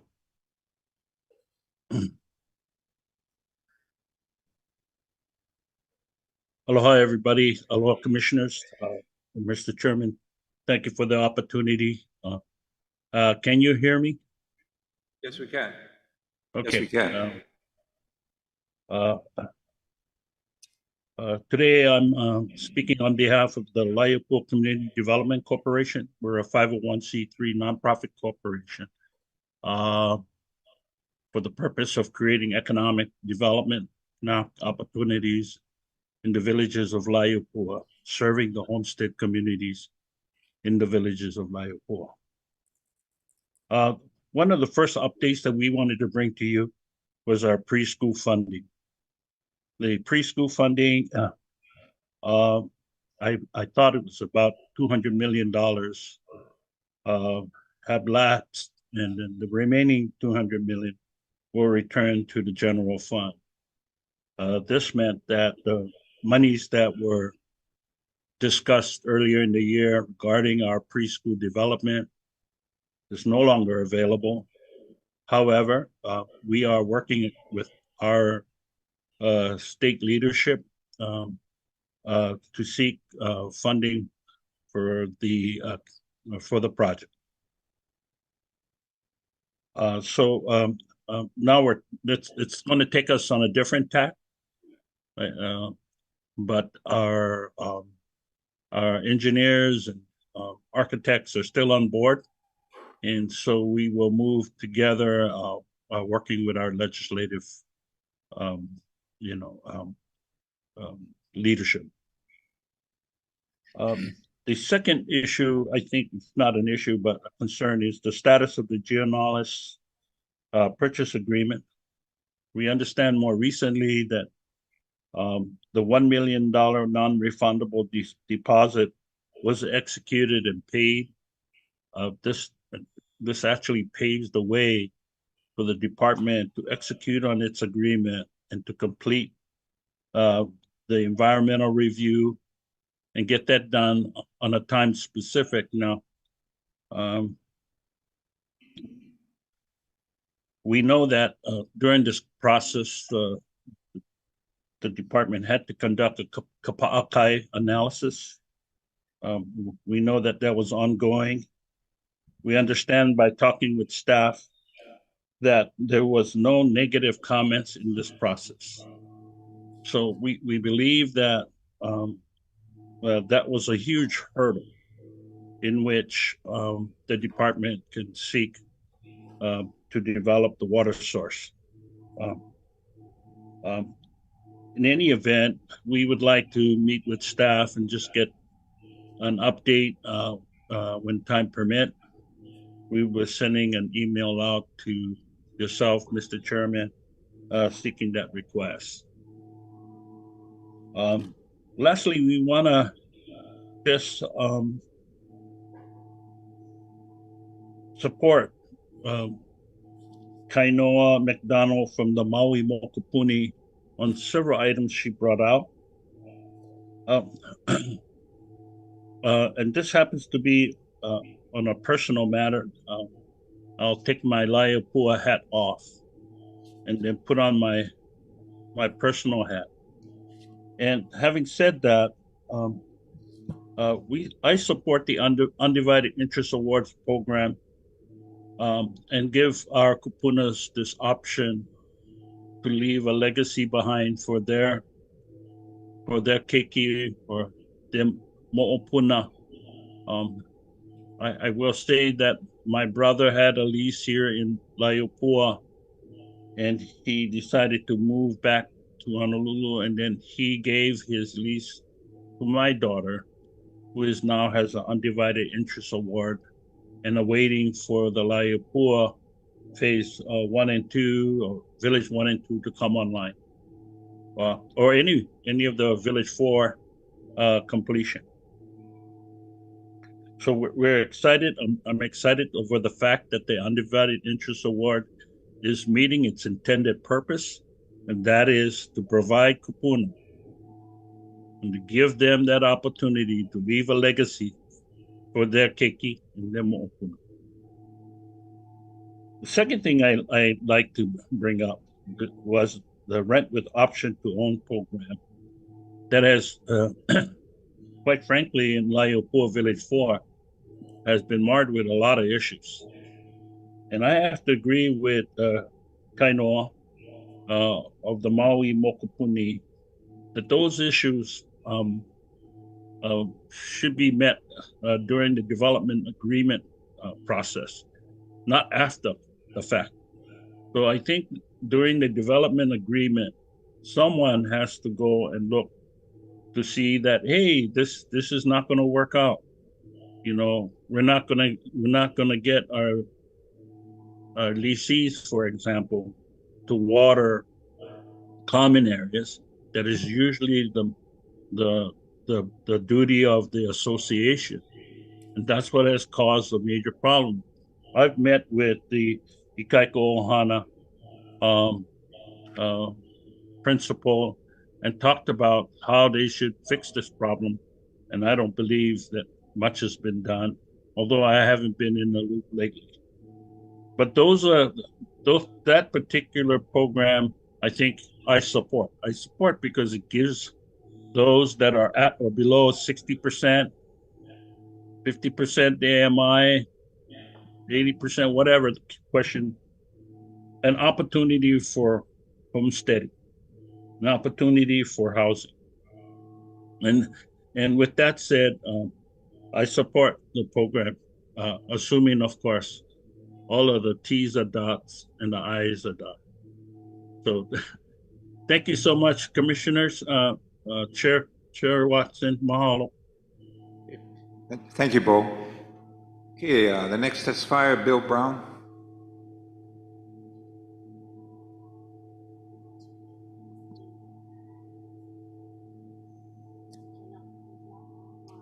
Okay. Kelly Lincoln.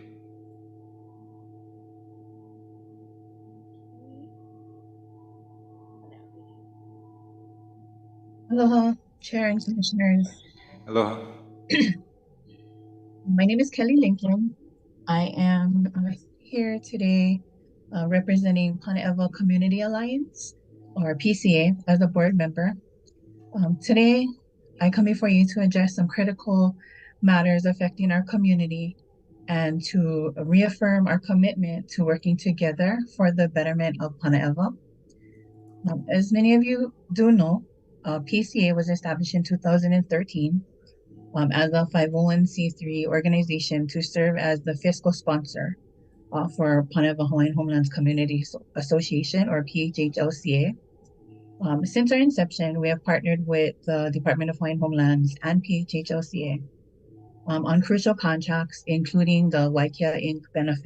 Community Benefit Program, as well as Komoleao license number 788. However, our journey has not been without its challenges. In 2019, a newly formed association claiming to be the sole PHHLCA created a conflict within our community. The conflict led to a moratorium on both the original PHHLCA and the newly formed association. As a result, all the funding was frozen on both organizations, and DHHL had directed us to resolve the matter independently without any of their involvement. Throughout the period, PCA has diligently upheld its contractual obligations as a co-licensee with Kamoleo's license number 788. We've ensured timely payments, maintained insurance, and been compliant with all necessary regulations, including those set by DCCA and HCE. But despite these efforts, the newly formed PHHLCA has proceeded with activities on Kamoleo lands, including clearing, excavating, even securing grant funding, which has conflicted with the already pre-approved development plan that we are committed to upholding. Recently, in May 2024, we've received a memo from Chair Watson indicating that the moratorium has been lifted. The memo also stated that we must now acknowledge Ms. Almeida, which is the president of the newly formed PHHLCA, and to collaborate with her for disbursement of the community benefit from YKA. Furthermore, in June and July, newsletters were sent into the beneficiary community by the newly formed PHHLCA, urging them to remove PCA as a fiscal sponsor and to sign their own contracts. So the upcoming membership meeting also, I believe in this past membership meeting, they were expected to discuss the removal of PCA as the fiscal sponsor and the co-licensee of Komoleo. In the light of these developments, we find ourselves at a crossroads. PCA has been steadfast in its role and responsibilities since 2013. And it's disheartening to face a situation where collaboration seems challenged by efforts to exclude us from the conversation. We are dedicated to our mission and our commitment with this community. It's our hope that all parties involved can come together and address these issues constructively. Our primary goal remains the betterment of the community and the effective management of our resources. We definitely seek a resolution that respects the contributions and commitments of parties involved. But to this end, we call for open dialogue and collaboration to ensure that we move forward in a manner that honors our shared vision and serves the best interests of the Panewa community. Mahalo for your attention and your time. We look forward to working together to resolve these matters. Mahalo.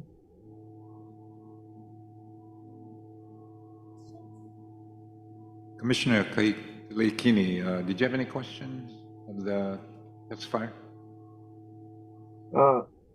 No, but I just a comment or two, maybe. Mahalo, Kelly, for sharing. I know this has been an ongoing situation.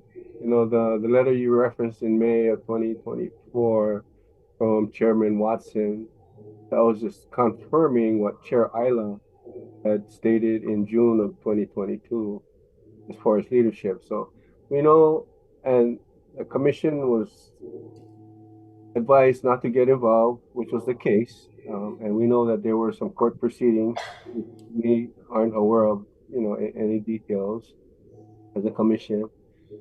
And that was, you know, with the, I guess the dispute on election results in 2018, ending of 18, beginning of 19.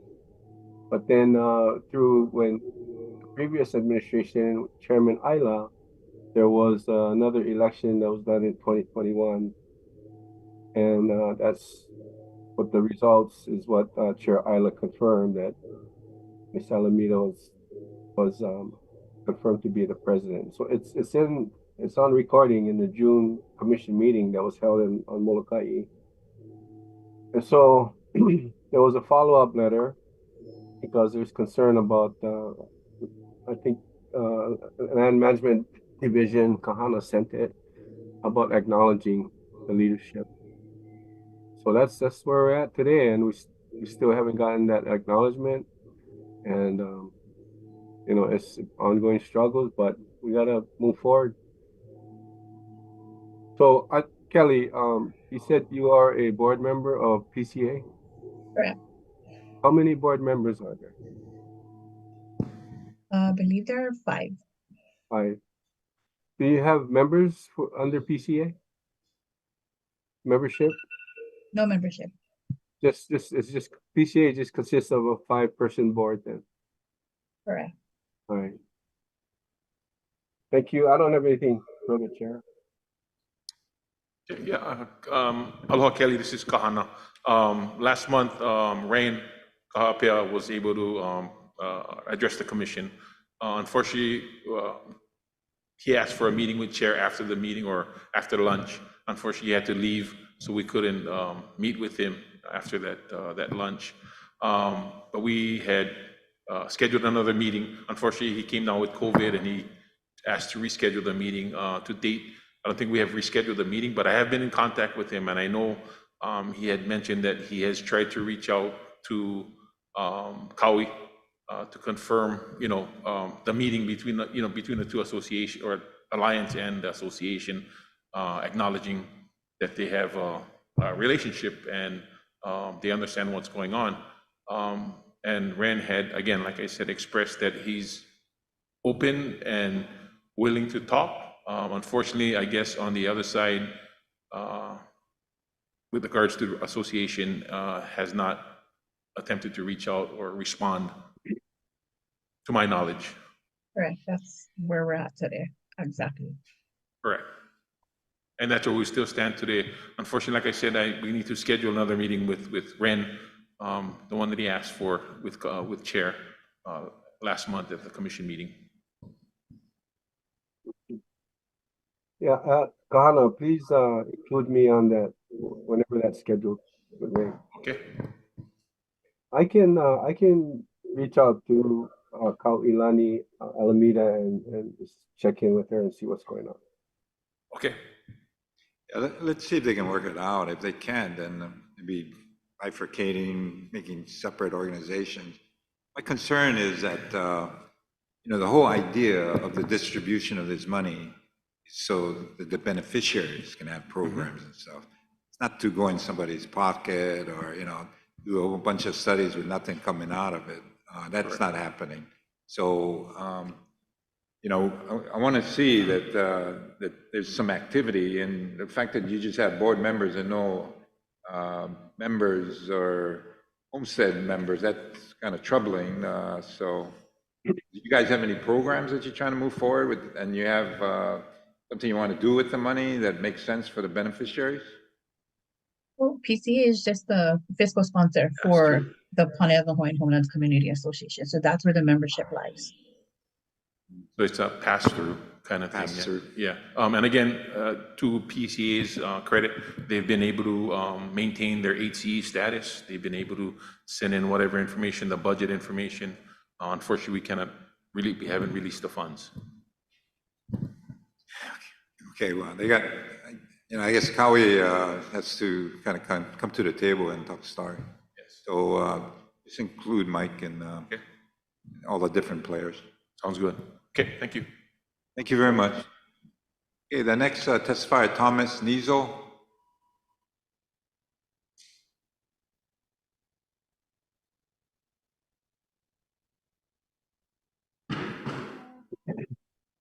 Okay, let's see, how about couple A, Li'i. Okay. Getting pretty good. The next one is Gloria Raphael.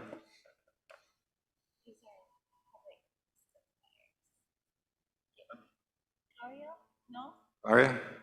Okay, three down. Let's see, how about Betty Kanahele? We do want you guys to testify, so don't get me wrong.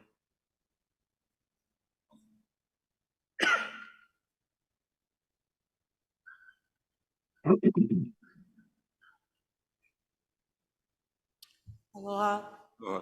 Mahalo I kia kua na ko palawe ana ia oko mani e hui me mako e mu o lelo no ka mai kai ana ka no ana na poe o ka ko aina.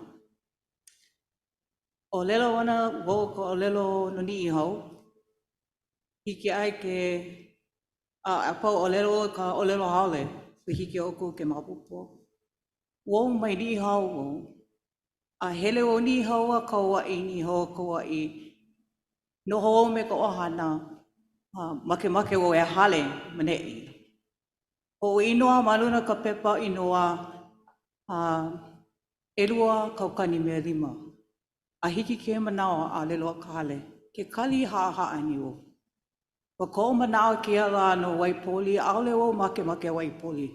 No ka mea, make mako ka hale. Ko maa mako ka nohi loko ka hale.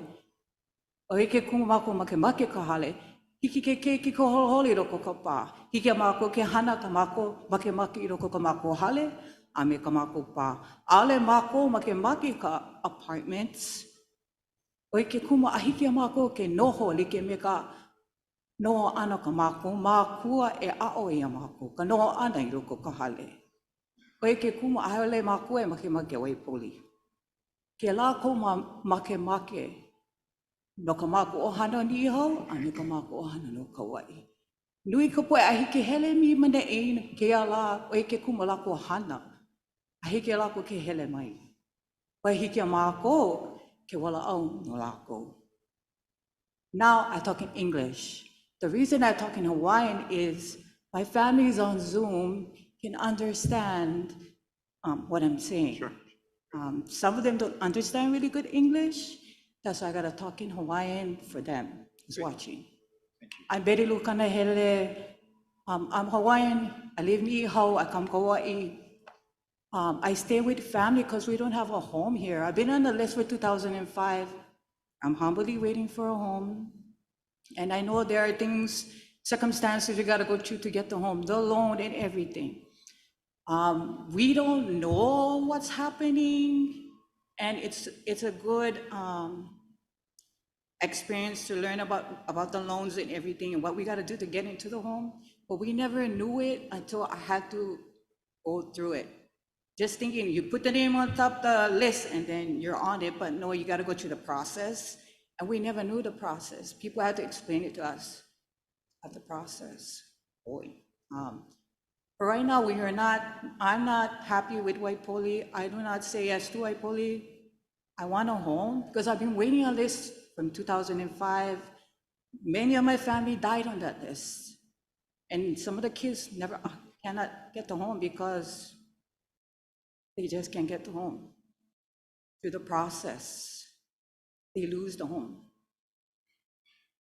You're aware of our Hanapepe project? Yes, I am. And would you be interested in that one? Yes, I do. Oh, okay. That's why I said I'm waiting patiently and trying to get through the process. What number are you on the wait list? I have no idea. That's a good Oh, you got to check that out then. It's Please? on you. You got to check it out. Yeah. But we can give you the information and we'll let you know where you are on the wait list.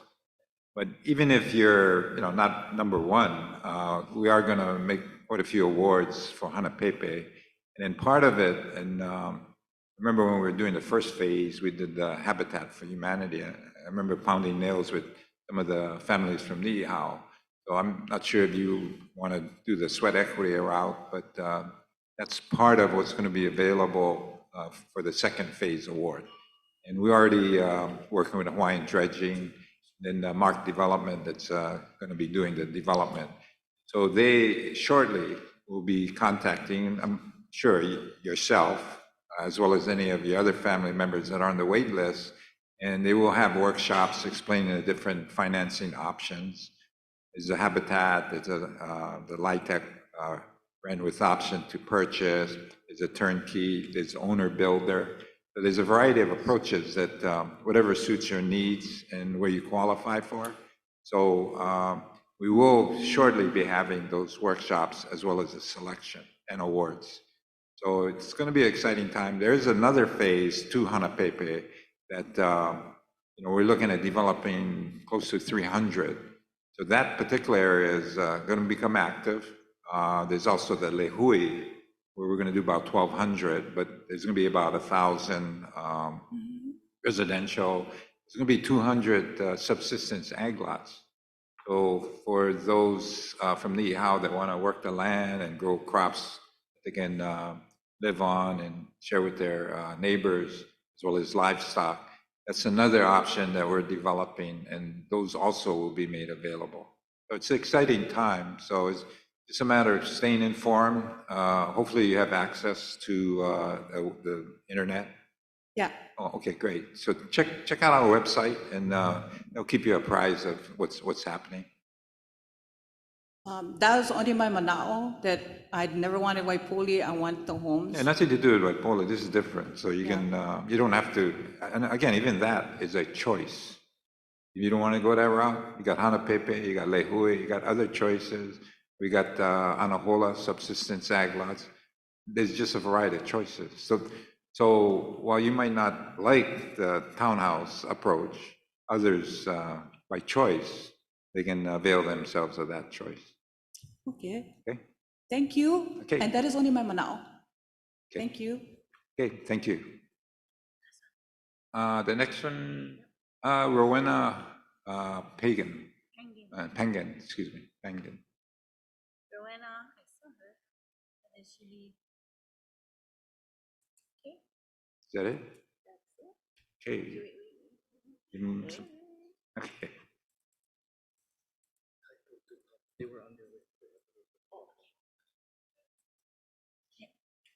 Okay, we have come to the end of this month's agenda.